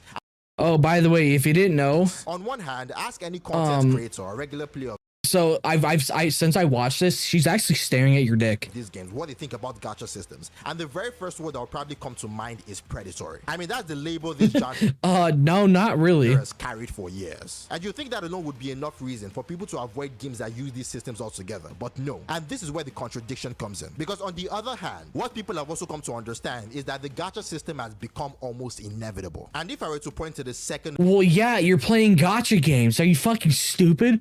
Why does this gacha game have a gacha system in it? Because you're playing the genre of gacha games? The biggest reason why people are so critical of gacha systems, it would be exactly that. I mean, yes, we have games like Dread Night Abyss or Where Winds Meets, games that in many ways feel like they belong in the gacha space, but I've instead chosen to do away. They feel like they belong in the gacha space. Well, you know, Dread Night Abyss started off as a gacha game. Then they ditched the gacha system. So, I mean, it was a gacha system or a gacha game. And Where Winds Meet has a gacha system, but for cosmetics and I think mounts. With the gacha system entirely, choosing to monetize primarily through cosmetics instead. And really, in the grand scheme of things, that is a very good thing. But what we also begin to realize is that games like these are few and far between. Yeah, so the funny thing is about these fucking gacha games or games that have like outfit gachas, bro, the outfits are always 10 times pricier than actual gacha games and their outfits. Like, bro, have you guys ever noticed that when a gacha game releases an outfit, it's usually a little bit overpriced, but when one of these games that have a outfit gacha, the outfit itself is always way more overpriced than just a regular gacha game with its own outfits. Like, I have noticed that so many times. I mean, the biggest games in the genre are still the ones built around some of the most predatory gacha systems imaginable. Meanwhile, games like Dread Night Abyss, one of the few willing to move away from the formula, are reportedly operating at a loss if the information currently circulating online is to be believed. And that is important to understand, because whether that information... You want to state the reasons why it's operating at a loss? I feel like there's a couple really big reasons on why Dread Night Abyss is operating at a loss. Are you going to acknowledge that at all? Are you going to acknowledge that at all?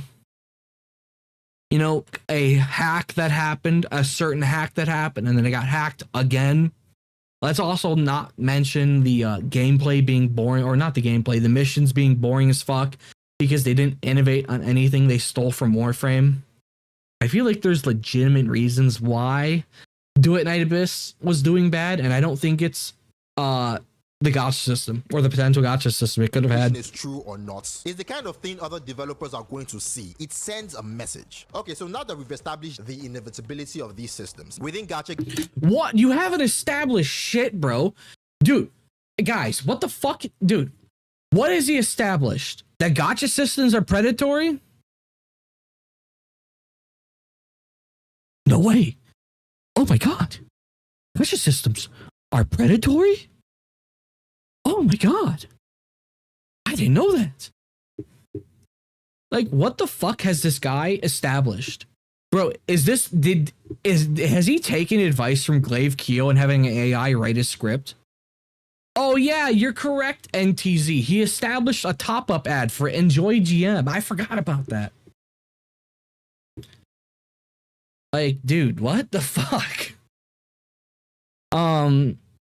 What have you established? Oh, literally nothing. games as the second major reason people have become so obsessed with discussing them. What exactly is to see? It sends a message. Okay, so now that we've established the inevitability of these systems within gacha games as the second major The inevitability of these systems. No, you talked about gacha systems being predatory and tried to state that gacha systems are the most important thing in a gacha game. Nothing about the inevitability of a gacha game. You know, if you're complaining about a gacha game having a gacha system, why the fuck are you playing a gacha game, bro? people have become so obsessed with discussing.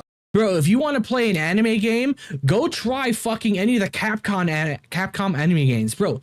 Steam has a whole thing for a whole tag for anime games, bro. You want to go play an anime game? Go find one on Steam, bro. Why are you playing a fucking gacha game and complaining about a gacha system? What the fuck are you doing, bro? What exactly is the most important reason? And this is where the conversation gets really interesting, because I want us to direct our attention to one of the biggest arguments that's being had in the gacha space right now: the Wuthering Waves versus Arknightsendfield gacha debates. Dude, this is what happens when you have an AI make your video. Dude, it's even pissing me off now. Like, dude, it's unironically pissing me off now. Like, dude, he keeps showing the OG Arknights logo, bro. Dude, this is literally what happens when you have an AI make your video. Which, in my opinion, is also one of the most fascinating discussions in the entire gacha space. Mostly because there isn't a definitive conclusion to this argument. There is no definitive... Guys, I know how to fix Skyrim. We're gonna add a gacha system to the game. Answer. I mean, I've said before in another video that for every person who argues that one system is superior, there are 3 more arguing that the other system is better. Whether you're a cow... I'm sorry, on a fundamental base, on paper, Silver Palace's gacha system, in all the aspects that actually matter, they are better. Player, a whale, or even a... Guys, I know how to monetize horse armor even more in new games. Add it to the gacha system. Content creator. That is how the conversation has always been since day one. And more than anything else, what that proves is that regardless of which system people believe is better, the difference isn't massive. In fact, it is incredibly small. Yet somehow, a margin that small is enough to make a game like Arknightsendfield, one of the most promising gacha games to ever enter the gacha space, also be one of the most controversial... I don't know about that. I think Silver Palace is promising. Upcoming gacha relator. That is how the conversation has always been since day one. Interesting. Because I want us to direct our attention to one of the biggest arguments that's being had in the gacha space right now: the Wuthering Waves versus Arknightsendfield gacha debates, which in my opinion is also one of the most fascinating discussions in the entire gacha space, mostly because there isn't a definitive conclusion to this argument. There is no definitive... Yeah, there is. Arknightsendfield's gacha system is better than Wuthering Waves. Fundamentally, on paper, it's better in every way. It is literally better in every way, bro. Like, dude, in almost every way that matters. How many pulls it takes to guarantee the character and how many pulls it takes to guarantee the weapon. Dude, Enfield's gacha system is literally better. Like, it literally is better. I mean, I've said before in another video that for every person who argues that one system is superior, there are 3 more arguing that the other system is better. Whether you're a casual player, a whale, or even a content creator, that is how...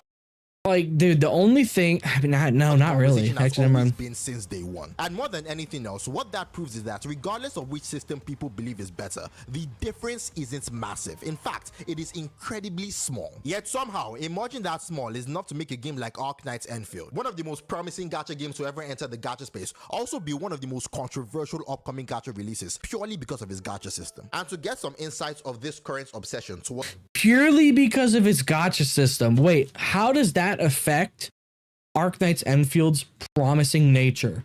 What? Dude, this guy is obsessed with gacha systems.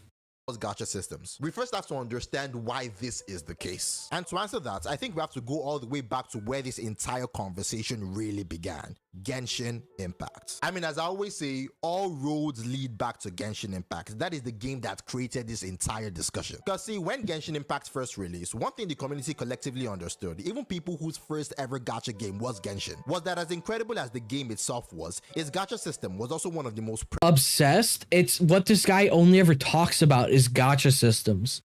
What are you talking about? predatory we had ever seen. So predatory, in fact, that even today, some of the biggest whales in the community still tell players who aren't willing to spend heavily on the game to stay away from the weapons banner, essentially calling it a complete waste of resource. I mean, this is a system so unforgiving that if a brand new gacha game launched today with the exact same structure, it might as well start preparing for its eventual end of service. But here's the interesting part. Even with a system like that, Genshin still worked. And not only did it work, it became one of the biggest games in the entire world. Well, yeah, dude, realistically, what other gacha games existed at the time that there were 3D like 3D gacha games? Like, dude, when Genshin Impact released and for its first couple of years, what other gacha games existed that were 3D? What other gacha games besides PGR and fucking HI3? Yeah, I mean, fucking Tower Fantasy came out a couple years later. And then Wuwa came out, but for a while, Genshin was the big dog. And really, it's not very hard to understand why. Genshin was the standard. It was a different breed. We had never seen a game like Genshin Impact in the gacha space before. And because of that, we witnessed something towards Genshin Impact that we'll probably never see again in another gacha game. And that is the entire gacha community's ignorance towards how predatory its gacha system actually was. In fact, it wasn't just ignored, it was accepted. Because 2 years later, Honkai Star Rail released with the exact same monetization philosophy. And once again, Hoyoverse had another absolute juggernaut on their hands. A game that will go on to surprise Genshin Impact in revenue during certain periods. Whether it's back at 2023 when yeah, dude, I guess people were really fiending for a turn-based gacha game like that. it's first released, or even right now as I'm making this video. Fast forward a couple years and we all know how that story continues. Wooden Waves came along and introduced a better system, one that players ultimately embraced with open. It's exactly the same system, just with a guaranteed weapon banner. They changed one thing. They changed two things about it. You need 20 less pulls to guarantee the character, and they guaranteed the weapon banner. They literally changed like two things about it and made it slightly better. Norms. But here's the thing with Wuthering Waves bringing a newer system. See, while at the time it just felt like another improvement, I don't think many of us have really stopped to think about how important that moment really was. Not just for Wuthering Waves even, but for the entire gacha genre as a whole. Because more than anything, that moment created two very important realizations. The first was that gacha systems were actually capable of changing. I mean, the well, yeah, they gotta change. If anybody actually thought gacha systems would never change, you're schizophrenic. They have to change. Otherwise, people will eventually stop playing. Yeah. system popularized by Genshin Impact and later repeated in Honkai Star Rail and Zenless Zone Zero wasn't destined to become the universal standard for every gacha game. No. The existence of Here's the thing. Hoyoverse or HSR, instead of wasn't Genshin Impact's weapon banner 50-50? Genshin Impact's weapon banner is still a 50-50, right? Isn't HSR's weapon banner 75-25?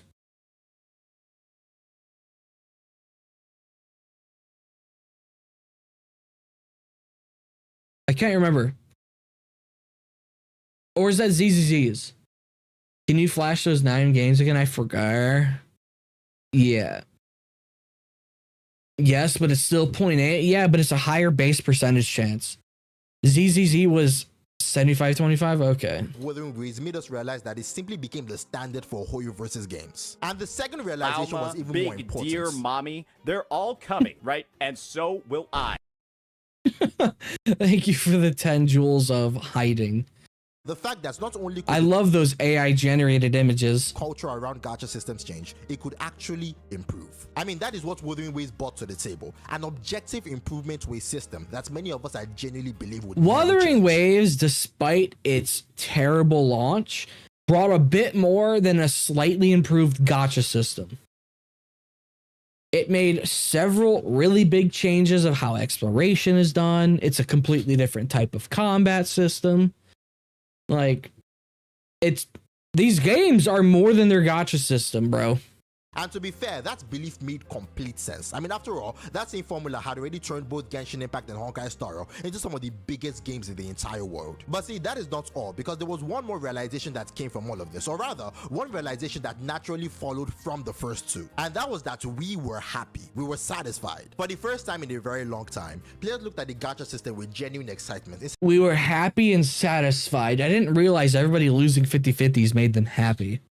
Instead of frustration. I mean, we didn't need any complicated spreadsheets, probability charts, mathematical equations to understand why the Wuthering Wave system felt better than Genshin's. We had gone from a system so unforgiving. Yo, you don't need math to figure out why Wuwa's system is better than Genshin's. But no matter how you look at it, Wuwa's system is 100% better, bro. 20 less pulls to guarantee the character at max pity and a guaranteed weapon banner. What? Of course it's better. It was better from the launch of the game. You don't need a mathematical equation to figure that out. That players were constantly told never to pull on the weapon banner, to a system where the advice became always to pull on the weapon banner alongside every. No, that's not. Don't listen to this guy. Do not always pull on the weapon banner in Wuwa. There are characters, I mean, they're getting rarer, but there are characters that don't need their weapon. 5-star character. And I honestly believe that's more than the math, more than the pull income, more than the exact probability of any numerical comparison. It is that feeling, that happiness players associated with the Wuthering. You can literally never pull on the weapon banner if you're free to play. Well, that's a lie. That's just a complete and utter lie. Gacha system that continued and still continues to give it an edge in the never-ending debate between the Wuthering Wave system and the Arknights-Endfield system. And I think I can prove this to you. Consider this scenario. Imagine if Wuthering Waves didn't launch with the system it had today. What if instead it's launched with the Arknights-Endfield system? I mean, regardless of how you Oh my god. God. Yeah, dude, you know how happy I would be if Wuwa had the Arknights-Endfield gacha system? You know how many characters I could have right now by just losing my 50-50 and getting a previous banner character? Dude, do you know how good of a time I would be having in Wuthering Waves right now? Bro, if I could have lost my 50-50 on Hayuki and got fucking Dana, bro. Dude, I could have gotten fucking like Shorekeeper, bro. Oh my god. And then having a weapon banner that lasts for 3 days? Dude, if Wuwa had the Arknights-Endfield gacha system, the gacha system would be fantastic. personally feel about Enfield system right now, one thing that is almost universally agreed upon is that it is still leagues better than the one introduced by Genshin Impact. So imagine receiving that. The Wuthering Waves gacha system is the Genshin Impact gacha system, just slightly improved. Dude, what is it about when people talk about gacha systems, they go full retard? That's why glory to Hypergriff. Yes, glory to Hypergriff, chat. Make sure you guys start spamming glory to Hypergriff, all right? Because let's just be honest, glory to Hypergriff. Like, dude, what is it about gacha systems that just turn people retarded? Like, dude, if Wuthering Waves had AKE's gacha system,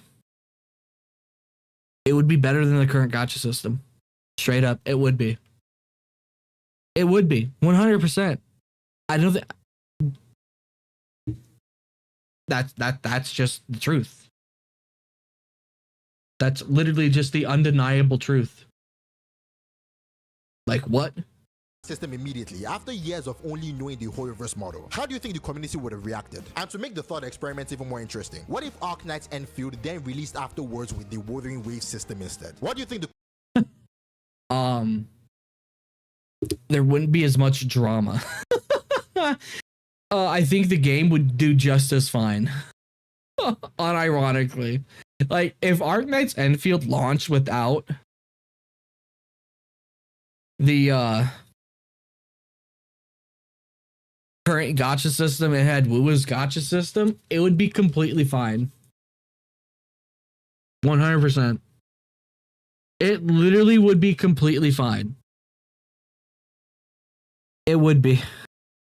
I mean, you'd have to spend more pulls, you know, to get a character because it's 160 instead of 120. But it really wouldn't change much.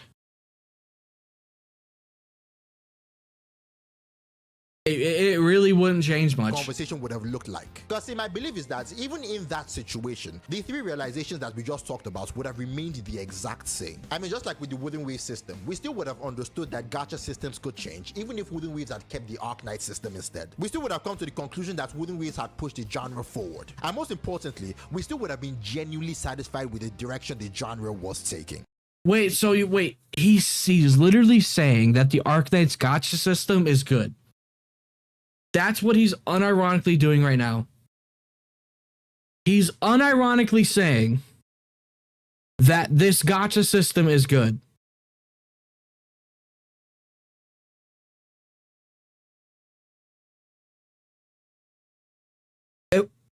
Is that not what he's saying right now?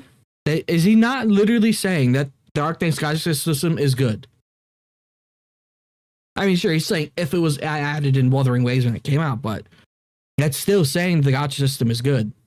In fact, there's a very good chance that even if Arknights had came out afterwards with the Wuthering Waves system, the conversation would not have changed much. Rather, it would have at most simply changed targets. I mean, instead of comparing Arknightsendfield. So now you're saying that the Wuthering Waves system is inferior to the Arknightsendfield system, and people would have shit on Wuthering Waves or Arknightsendfield if they had the Wuthering Waves system.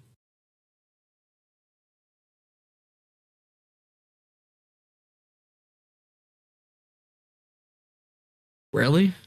To the system we had today, we would have compared it to the system we had already become accustomed to. We might have criticized Arknightsendfield for clinging to what many would have considered a slightly improved version of an already... God, dude, why the fuck is Nephthys just so goddamn hot, bro? Oh my god damn.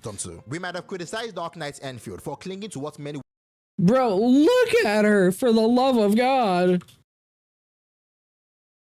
Look at her. Oh my god. When can she become playable? Fuck.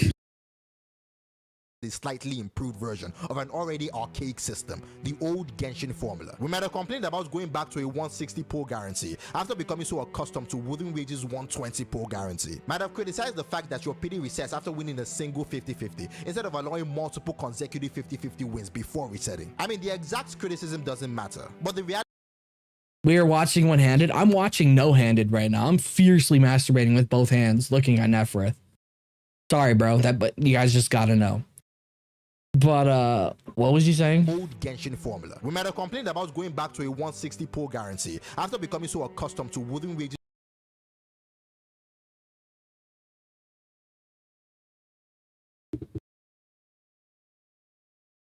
Compared it to the system we had already become accustomed to. We might have criticized Arknightsendfield for clinging to what many would have considered a slightly improved version of an already archaic system, the old Genshin formula. We might have complained about going back to a 160 pull guarantee after becoming... Is he saying the Genshin formula is a 160 pull guarantee? Because that's the Wuthering Waves system. Genshin's is a 180 because that's 90 max pity. What? Is he talking about Wuwa's system or Gacha or fucking Genshin's system? Considered a slightly improved version of an already archaic system, the old Genshin formula. We might have complained the old Genshin formula. Okay. About going back to a 160 pull guarantee. 160 pull guarantee. So he's either talking about Genshin Impact, but I'm gonna give him some charity and say that he's talking about Wuwa's despite mentioning the old Genshin formula. So accustomed to Wuthering Waves' 120 pull guarantee. Might have criticized the fact that your pity resets after winning the What did he just fucking say?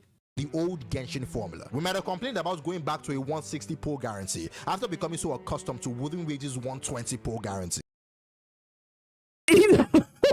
What did he? What? He said, he literally said going back. Hold up, what? Back to a 160 pull guarantee after becoming so accustomed to Wuthering Wage's 120 pull guarantee. Wuthering Waves is 120 pull guarantee, bro.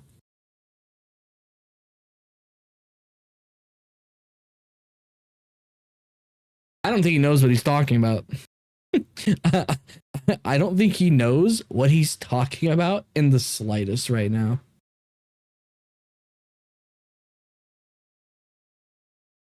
Yeah, I don't really think he knows what he's talking about at this point, or he's just like too lost in the sauce of Kuro's balls.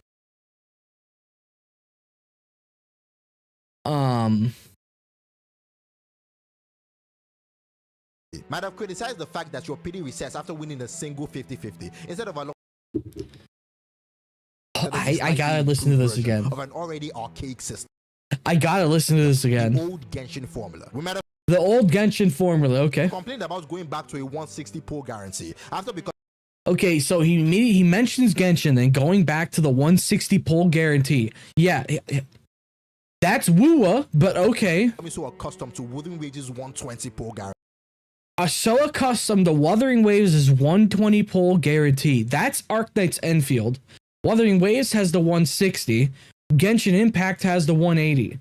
Might have criticized the fact that your PD has no one in this video made it this like 10 minutes into your video to point that out in your comment section? Like what? After winning a single 50-50 instead of allowing multiple consecutive 50-50 wins before resetting. I mean, the exact criticism doesn't is 120 pull guarantee. Might have criticized the fact that your PD resets after winning a single 50-50 instead of allowing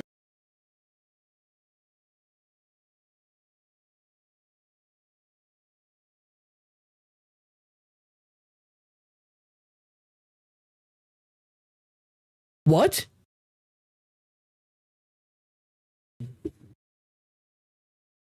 pull guarantee. Might have criticized the fact that your PD resets after winning a your pity resets after winning the 50-50. Yeah. Yeah. Yeah. Yeah. Yeah. That's every fucking gacha game, bro. What? He's talking about hypothetical gacha swapping? No, he talked about that earlier. Now he's talking about going back to the... Hold on, just listen to it again.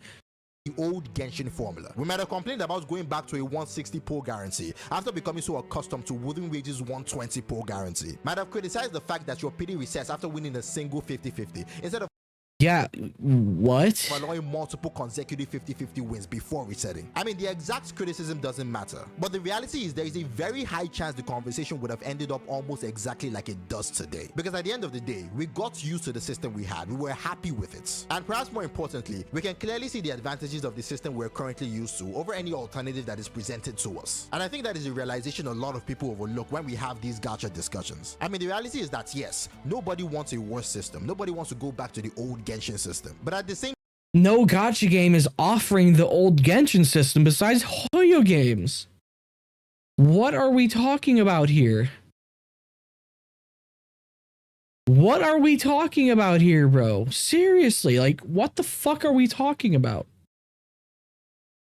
Time, it is incredibly difficult to convince players to abandon a system they are already satisfied with in favor of another one that mathematically performs almost.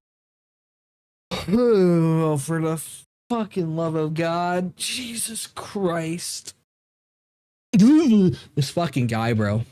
The same, because no matter how much developers or publishers try to explain or market a brand new system, the reality is that whenever a gacha game introduces something players don't immediately recognize, the audience's first instinct isn't to give it a chance. It isn't to sit down and analyze the probabilities. It's not even to like, dude, the amount of mental gymnastics he's trying to go through to say that Wuthering Waves' gacha system is better, it's not.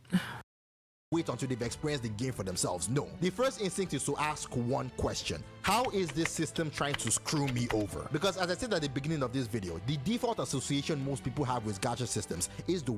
Is he like pretending that the Wuthering Waves system doesn't try to screw you over? If the Wuthering Waves system wasn't trying to screw you over, there'd be no 50-50.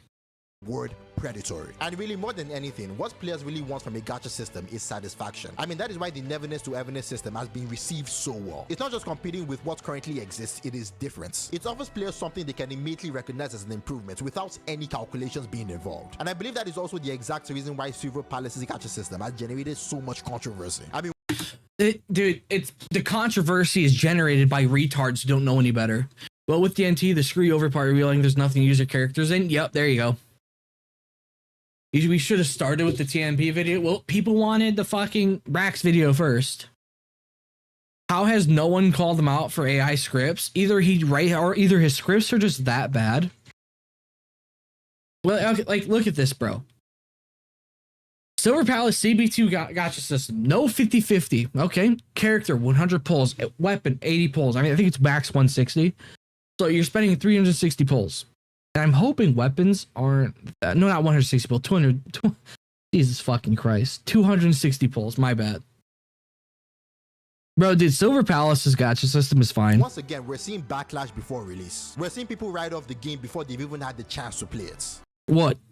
There was the same backlash with Endfield when its gacha system release. Also, this controversy is social media being social media. Wuwa creators are the ones enabling it. This pointless business.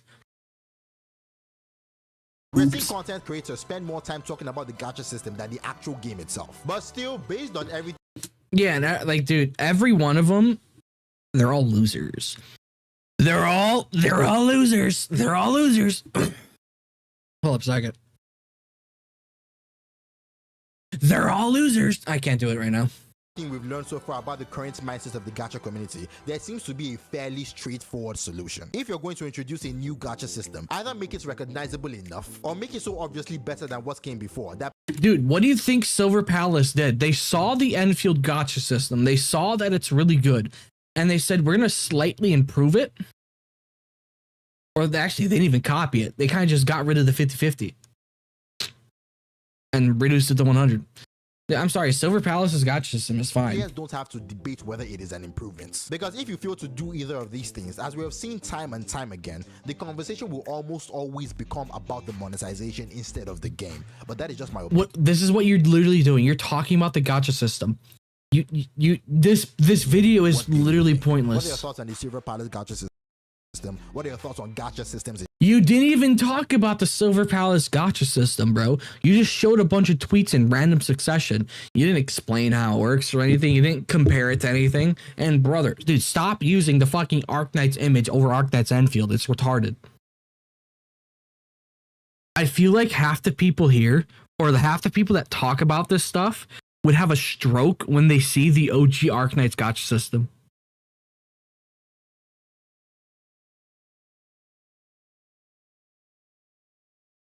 Devs listen in the worst way possible. What the fuck? Okay. Okay. Anyways, yeah, another really bad Nigerian perspective video, bro. Dude, at all three of the videos we've watched... Oh, wrong one. All three of these videos that we watched were fucking terrible. This one was bad, this one was bad, and this one was bad, bro. These are all fucking terrible, bro. They suck. They suck straight ass. They really, really do. Like, this guy is just a hardcore Wuwa glazer, and he thinks Wuwa is the perfect gacha game because it has apparently the perfect gacha system. And well, that's cringe. That is fucking cringe.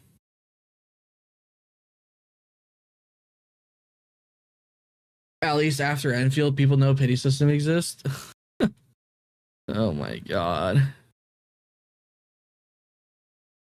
I don't really know if I want to watch that video, by the way, Jin. I really don't know if I want to. That's the funny part. I don't really know if I want to watch this video. Like, this honestly just might be like a fucking opinion piece that doesn't really matter.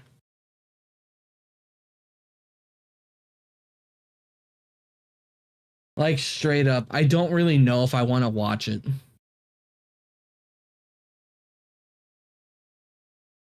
Wuwa's Candy Bug? Ain't no way it's this bad.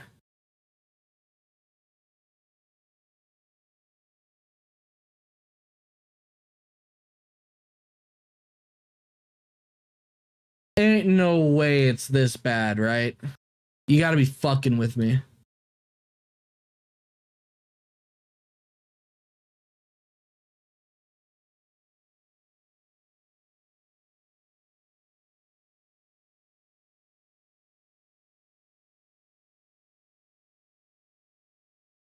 You're fucking with me, right?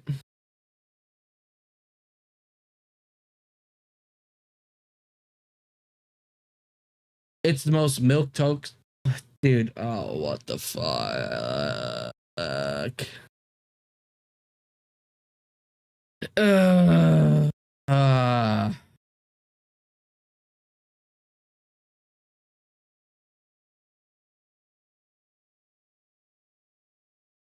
I don't know if I want to be honest.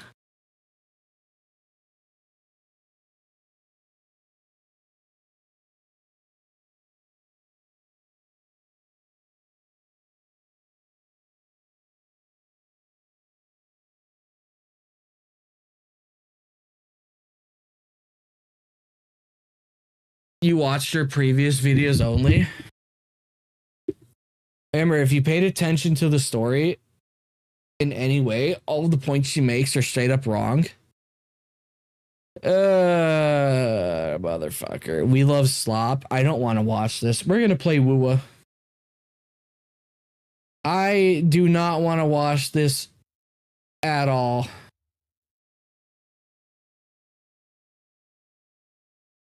Oh yeah, so guys, I found this tweet about Genshin Impact. Like, I don't know, someone's saying this is just the final encounter of Warlord's Ruin from Destiny. And I don't remember the Warlord's Ruin boss fight. Or the final one. I really don't.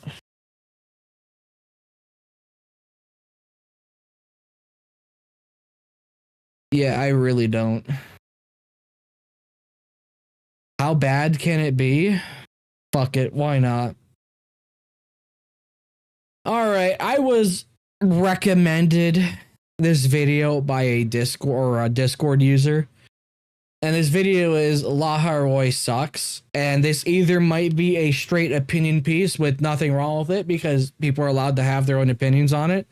Or this could be the biggest piece of shit in existence. And well, you know what? Let's find out why Laharoi sucks. This video with saying that I love Wuthering Waves. It's an amazing game. And that's why it hurts that this last region was so underwhelming. Hello, welcome everyone. This is not a hate video on the whole game. Just Laharoi. This rant was boiling inside my head since like half a year now. But since Laharoi ended, I don't have to wait and hope that it will get better, since it can't. Cause it ended. One of the great, like, a fantastic thing about Laharoi is the fact that it was an overall shorter arc. And I think shorter arcs can often be a lot better. It's the Candy Bug version of Wuwa. It can't be that bad, right? It can't be that bad. I don't want to watch anymore. I love the Renacita, but shorter arcs definitely can be a boon, and I think Kuro nailed it. So, Laharoi is a region that debuted on December 25 as part of version 3.0 updates. But we're not gonna start conversation with version 3.0. Instead, let's start with the beginning of problems, in my opinion. Konami City released in patch 2.8. Prequel of sorts to Laharoi main Okay, story. yeah. A bit of reminder if you've forgotten. Konami City was a major urban center, formerly belonging to nation of Ashinohara. It was destroyed by Element, becoming trapped inside a warp sonarosphere.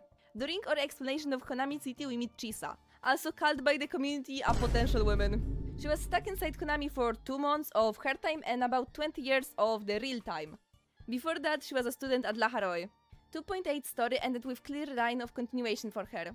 We were supposed to go to Laharoy together, and she would finally have a chance to reunite with her parents and her old life. Maybe struggle to adapt to a new reality. Oh yeah, no, I do remember this. Kuro did fuck up hard with Chisa, bro. It really seems like they just hate Chisa, and I don't know why. Like, dude, they should have shown Chisa meeting up with her parents. Kuro definitely fucked that super hard. Honestly, Rinasita felt two-parted as well. Yeah, no, it definitely was.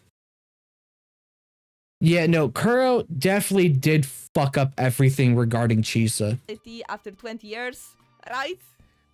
Right? Of course, as you might expect or knew, it didn't happen.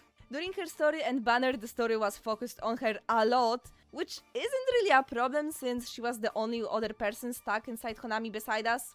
The problem is that it became sort of a trend that when character is released, they get a lot of attention during their patch quest, and well, yeah, that's how it's been since the start of the game, bro. Well, not the start of the game. Actually, yeah, the start of the game. Jinsei got hurt. Was Jinsei's 1.1 was that it was entire focus on Jinsei. Shorekeeper in 1.3. Fucking yeah, no, that's like every patch in Wuthering Waves where the on-banner character gets the most focus. It's not anything different. not gonna lie, they sometimes feel more like character story quest rather than the main quest. And then the banner ends and their story gets sidelined regardless of if their story is finished or not. 3.0 patch could have and probably should have easily include Chisa's story conclusion, since like I said, we were going back to her home. Yet the first thing the story did was to separate us. Chisa in 3.0 got one optional dialogue in which she talks Yeah, no, Kuro did. They fucked over Chisa like several ways. Oh my about god. uniting with her parents off-screen. I'm not mad that we got separated, I'm mad that her development was done off-screen. And you know how fun it would have been if instead of I don't think anybody does. Dude, I'm pretty sure the entire Wuthering Waves community is aware of how fucked Chisa is. Like how they fucked her in the story. instead of exploring the school with only Linnea, we would explore it with both Chisa and Linnea. One could give us perspective from the past, another from nowadays, and also we could see some characters interacting for once. This would have actually been a great groundwork for their future friendship that I will talk about in a second. But the most outrageous part of the 3.0 story quest was when some worm attacked school and yet only us with Linnea were fighting with it. Chisa, who we had established last quest is a skilled fighter, couldn't have helped us. We can even see her knowing about the danger. Same with Luke that we can also see being near. Weren't all of the teachers helping evacuate the students?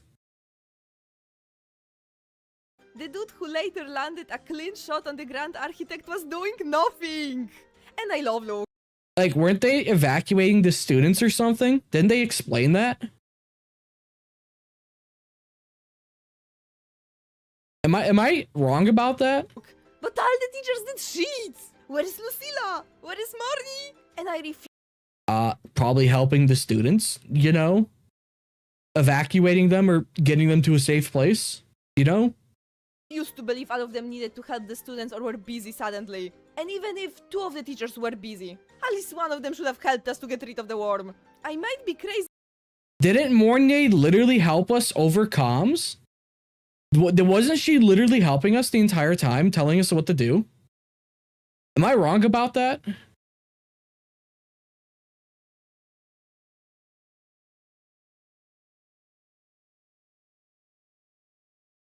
But I think the priority should have been to defend the students, right? We also have characters like Sigirika in the school, which like, okay, she might have been told to evacuate or something. The same with Dana, I guess. But the Dana's a fucking slave, dude. What? Dana was a slave to the Grand Architect at that point. But okay. point is that it doesn't really make sense for all the powerful characters to suddenly be like, nah, you got this, and let us deal with it and not help in any way. Then we go to the second part of 3.0 story, Morning Story Quest. Do you They did help though. What the fuck are we on about? Remember this one Roya dude? Our conversation with him literally went like, Rover, allow me to do it. Allow me to continue the calculations alone. Okay, Shaper, I allow it. Thanks, now the universe is saved. And I'm Isn't that his entire purpose? No, she's 100% cherry picking details that don't actually matter.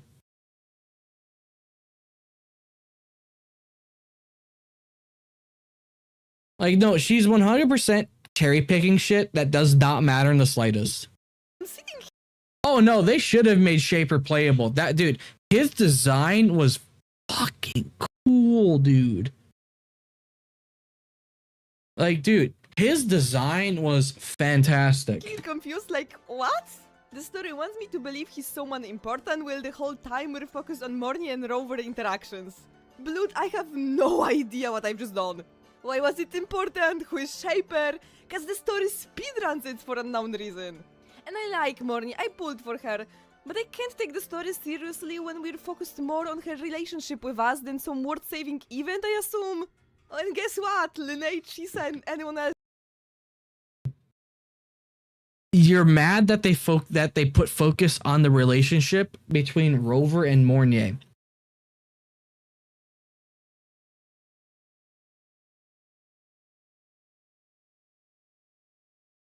Really? That's what you're upset about?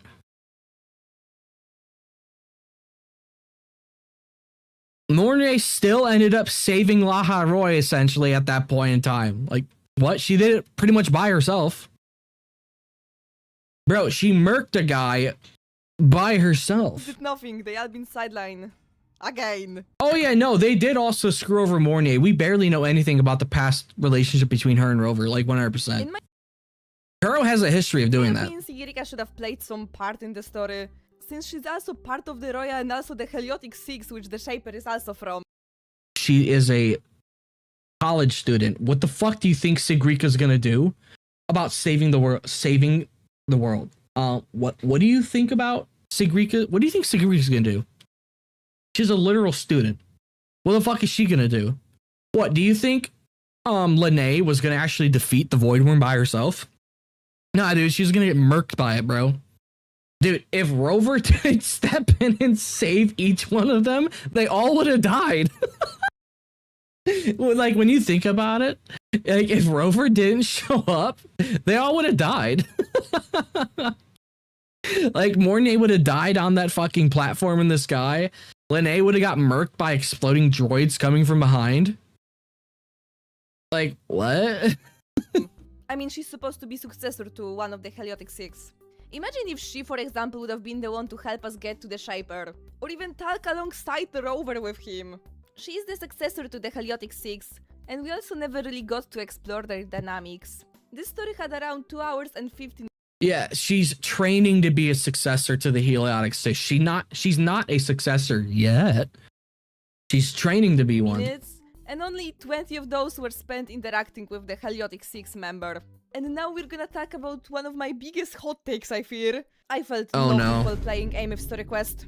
I wasn't really sad that she died. I wasn't really mad about it neither. The most I was is bored. Which, yeah, You were bored? Have you ever considered you just might not like the story of Wuthering Waves? That's perfectly fine.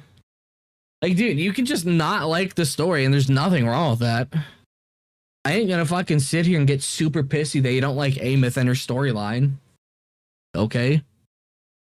Have you considered you just don't like the game that much? we could say that it's because at the back of my head I knew that she will be back. But I also felt nothing when we brought her back, so that's not it. Maybe. The funny thing is, Amith is still dead. She just has a robot body, basically. Amith is still 100% dead. Or not a robot body. I don't actually know. Like, no, yeah, Amith is, like, unironically dead. It's because I had quite a big expectations on this story since I saw people hyping it up on Twitter before playing it for myself. But I just can't bring myself to care about someone we saw once before. The story wants me to believe I care, but let's be honest, I met this person for the first. I think that's more of a failing on Kuro Games not getting you invested in Amith as you go with her throughout the entirety of 3.1. first time But today. alright. And the same day before 3.1 we knew nothing about her. And while I am really happy that others enjoyed it, I was just disappointed that the story was pushing ideals of us caring about our long-lost daughter, instead of either making it not her goodbye patch, and just taking her off like 2 patches later so we could grow attached to her on our own, or just maybe introducing her faster in 3.0 as help during the worm fight, defending us against some attack, but oh, turns out no one can see her, and we leave on a bit of cliffhanger about her. And maybe after that she guides. This just seems like a really bad opinion post or an opinion video. I don't really see the point in this video at all. Like, I'm not gonna lie, this just seems like an opinion post. Soul skin with the message meant for us from the Shaper so we could have time to process that. Yeah, we like this character. This alt just felt so rushed in order to sell the character as much as they could during her release banner, which in the end downgraded the story experience for me. Part 2 of 3.1 story focused on Luke and gave us the big Grand Architect reveal. The whole fight sequence looked really good actually, at least when I first saw it. Okay, I will say it since no one else wants to. Grand Architect is a fraud! He not only misses. He's a fraud, he's not in his own body. Right? The Grand Architect's not in his own fucking body. What are we talking about here? A shot, but also got headshotted by a human, not a Sentinel resonator. He's not a human, he's a resonator, dude. Resonator, okay, you don't know anything about the game at all, do you?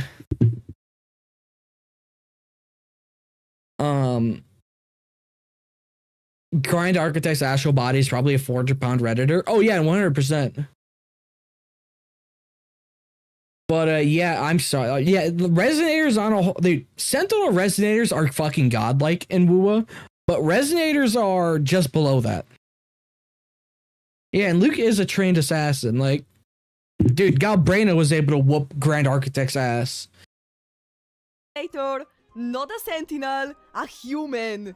And yeah, it won't kill him, so no one cares. I do care. He lost so much aura, and you telling me this is the person I should be scared of? Also, this climatic pause before shooting Luke with his, like, fingers. Why doesn't he just kill him? On one hand, he's saying something like, let's play a game, but it's mostly to Rover, but he also tries to shoot Luke. Just dude, Luke was a bit of a badass in before. this. And I hear some people saying that he was just confirming the kill on the dude that was laying on the ground. But he couldn't be sure that Luke will dodge in time, so he did not care if Luke survived or not. And since characters from gacha game rarely die, Luke should at least be badly injured with such a close fight with one of the most powerful enemies in the whole game. Why would he be badly injured? Bro, dude, the Grand Architect is currently LARPing as a fucking college student. A non-resonator. Aim. They kinda fixed this intimidation value with Denya's story later on, which I appreciate. But Luke shouldn't go unscathed if the story wants me to believe what they are saying, that, oh, Grand Architect is powerful, oh, be... Dude, did you even pay attention to why the Grand Architect was there? The Grand Architect wasn't there to kill Luke. What are we talking about? The Grand Architect was to fucking kill the guy that failed them, give Rover that little hint, and fucking get his item back that was stolen. His pen. Scared of him. He was a fraud. He did shit in that fight.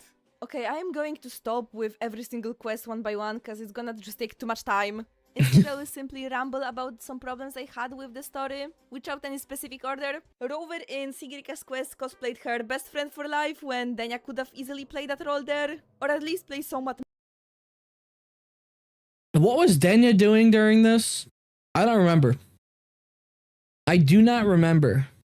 More important role, to highlight their friendship and all. Before Denya's quest, which was awesome by the way.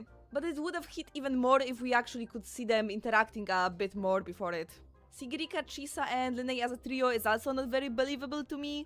We can see them interacting as friends already when we never see how their friendship started. That's also part of why I wanted Chisa and Lene to interact in 3.0. The fuck? How their friendship started. That's also part of why I wanted Chisa and Lene to interact in 3.0. What the fuck? Story. Sigirica's friend being Grand Architect was also very overlooked. We got info from Grand Architect that one person at school was a spy, And we didn't really take a look at their two school friends, Denya and Sigirika. Dude, Sigrika, best friends, turning out to be the Grand Architect and the slave of Aleph-1 is terrible. Poor dude, they love traumatizing Sigrika. And I'm glad we're out of Laha Roy so they can't keep traumatizing the poor girl. Them adults in this whole school are incompetent. Dude, and her new friend fucking Rebecca disappearing, bro. Dude, they just love to traumatize her. Coming back to Sigirika's friendships, she mentions only once that, I wonder where my friend is. Where they disappeared. Doesn't she mention it multiple times where the fuck her friends are? Am I going insane or something? Without any notice. And maybe it's just me, but if my friend disappeared randomly without saying anything, I would be more concerned. And I think this should have played a bigger part in her character growth and story. Mild take? I think Sigirika at the end of Laharoi's story should have learned about Nivora and Denya true identities. I think she also should have been the one to go after Denya with us and Hiyuki. Like sneak with us or something. Cause not gonna lie, I like Sigirika. Did she just say Sigrika should have gone with us and Hayuki to save Amith? Is that what she just fucking said? But she looks like a big red flag not caring about two of her best friends disappearing. And while, yeah, I can understand that she knew something was up with Denya. Like, she's supposed to be pretty perceptive, so that's fine. But it still doesn't really change not caring about the other one, Nivora. And I think after Denya's disappearance, Sigirika never mentions once Denya anymore. Or at least I don't remember it. Maybe I'm delusional, but, you know. Dude, what the fuck are the Solus kids doing? Once Denya anymore. Or at least I don't remember it. Maybe I'm delusional, but, you know. And I really wish they develop relationships between characters much more, cause they all feel bland. Sigirika and Denya is still one of the cutest romance friendships in the story, but the rest of the cast feels like they don't know each other, and sometimes just cosplay as friends. What's the relationship between Morny and Lucilla, the two teachers? Look at They're co-workers. That's the relationship. They're fucking co-workers. That's what they are. They are literal co-workers. Okay. Morny, another teachers duo that we got to see interacting maybe once. Like I said, the trio of Linnea, Chisa, and Sigirika should have been more developed than, yeah, they're friends. How they bonded, when they bonded. Why can't we get to see that, since the story focuses more on the characters instead of the main plot anyway? Hiyuki and Chisa would have also been interesting, but Hiyuki only interacts with us, Lucilla, and kind of Denya.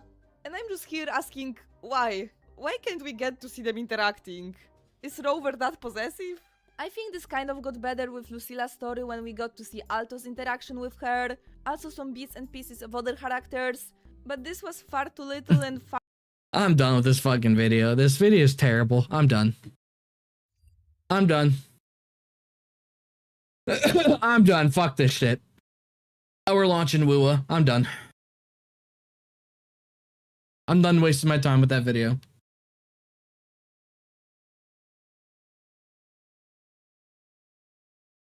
That video is terrible.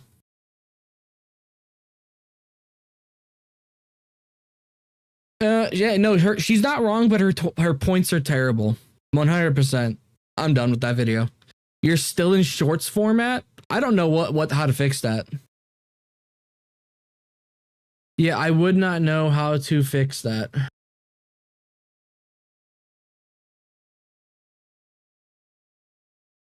All right, we're going to launch Wuwa for a little bit.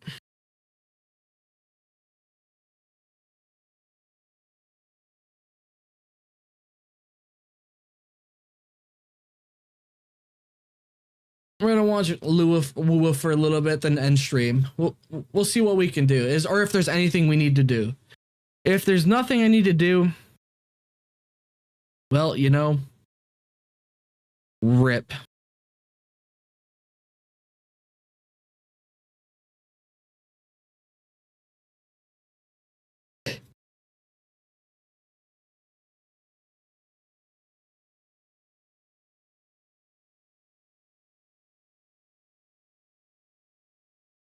At this point, I might make a better video. The video, she's pissing me off, dude. We're done watching that shit. I'm done. Laharori's not perfect, but you know, it really feels like it's just full of bullshit. Straight up. All right, is there anything I need to do? Oh, a login. Wow, that's crazy. Yuki had NP present. What? Not doing that. Fuck that. Permanent. Permanent.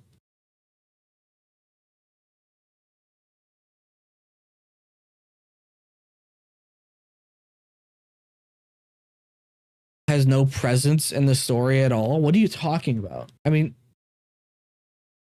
she didn't have that much. It's kind of like another Galbrena thing. Unfortunately. It is what it is. I like Hayuki a lot. I wish she was in it more though. Still a better video. Yeah, I mean, I disagree actually. I think it's equally as bad. I mean, I never watched the Genshin video, so I wouldn't know.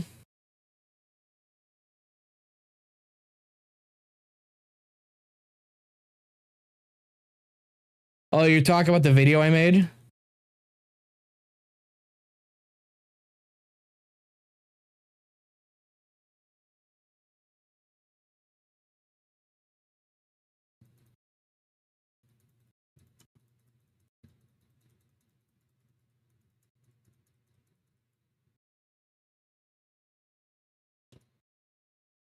No, Wuwa definitely needs to get its character quest back. I'm tired of this game not having companion quests back. Like, dude, the fact that they abandoned it, this game has no sound. Why does this game have no sound? Oh, that's why. Yes, I've been saying that. Wuwa's biggest sin is getting rid of its companion quests. And it's garbage.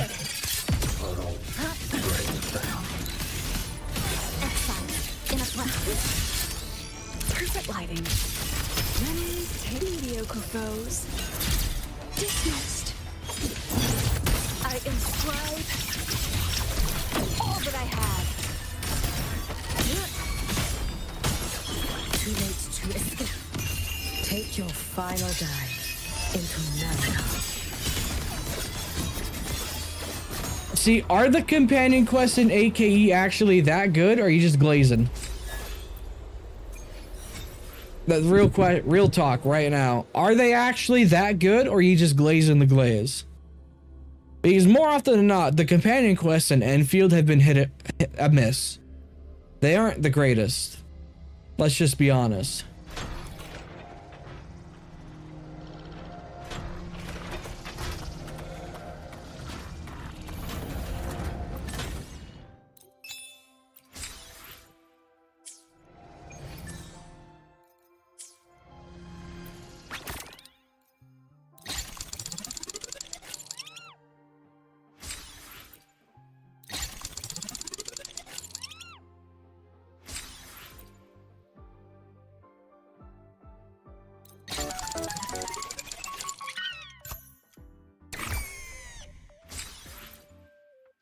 Yay! 5 polls. Damn, I didn't realize I was missing on that much. I haven't touched a single companion quest since Mifu. I mean, how many have there been since then? Oh, I never did the Segway quest? Fuck.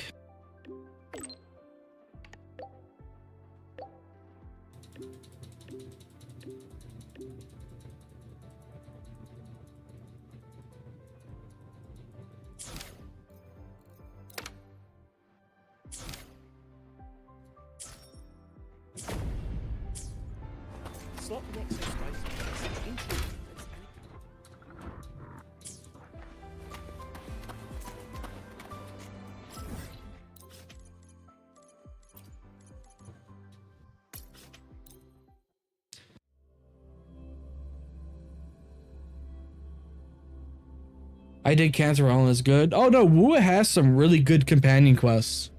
Like, really good companion quests.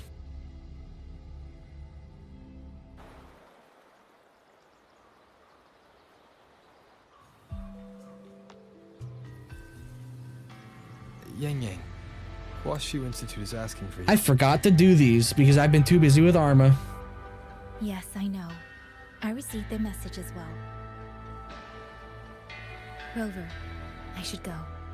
It's only a routine spectrum test. Shouldn't take long. How have you been feeling the last 2 days? Well, nothing out of the ordinary. I'm still trying to get the hang of this new forte. Wish they did more companion I quests? can undo altered Yes. frequencies and restore them. But which frequencies it works on, and how much I can actually undo, that I still don't know. Yang Yang's condition. This isn't a normal second awakening like Jinshi's or Cardathia's. Should I bring her back to the Black Shores for a proper check? No. That'll have to wait until we settle things here in Xuanfeng. Well then, Rover, I'll see you later.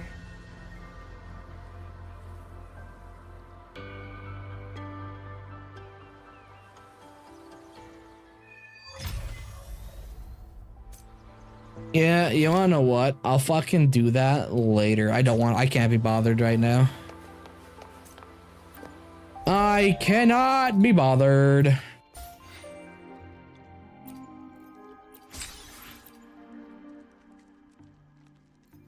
Remaining 5 hours.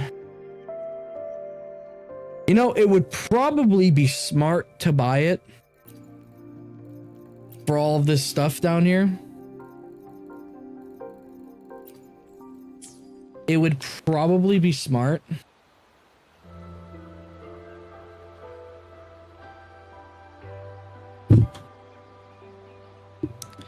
I love smacking my mic when I'm typing things. I love it so much. Stop with the deep voice. It sounds bad. What do you mean deep voice? It's not. It's, what? Mel Rover's VA nails it, bro.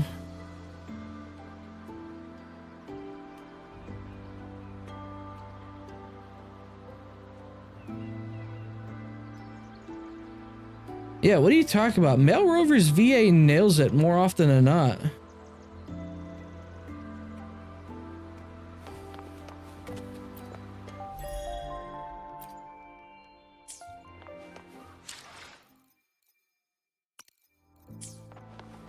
You know, I don't really have anything to do on Wuwa.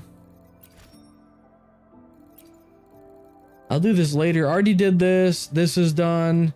This is permanent. Can't be bothered with that. Don't need to. That's permanent. Yeah, these are kind of done.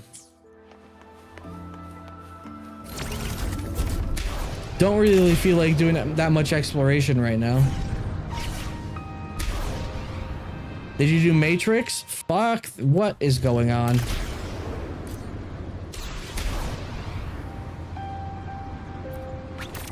Did Matrix reset? Oh yeah, no, I've done as much Matrix as I can, bro. Like, this is all I was able to get. Like, no. Yeah, this is all I was able to get. Are you gonna play more Core Keeper? Probably not today. I doubt it.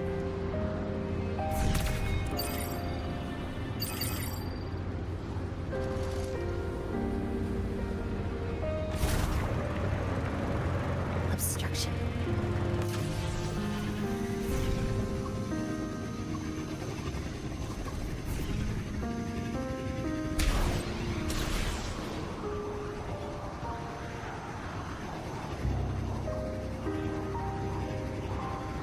Is that we have too much freedom?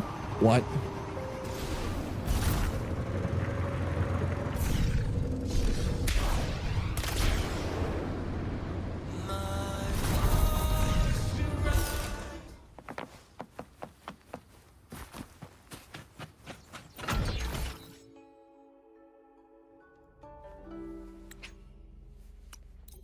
Do not show again.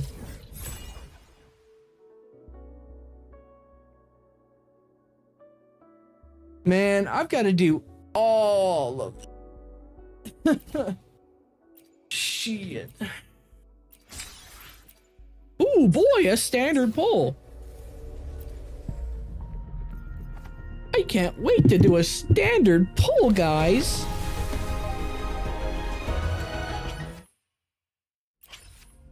Ah, yes, Alto, my man.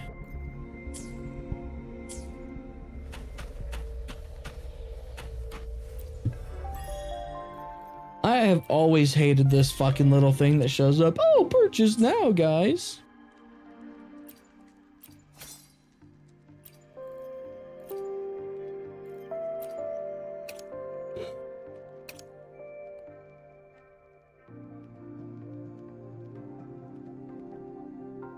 Yeah, we're gonna call it here. I'm getting sleepy, and I want to edit another video. My video isn't doing that great right now, so I'm gonna edit another video and try to upload another one tonight. I've come to the conclusion that I'm just gonna upload a video whenever I have it ready, no matter what. Like if I feel like uploading a video that day, and if I upload multiple a day, I'm just gonna fucking do it.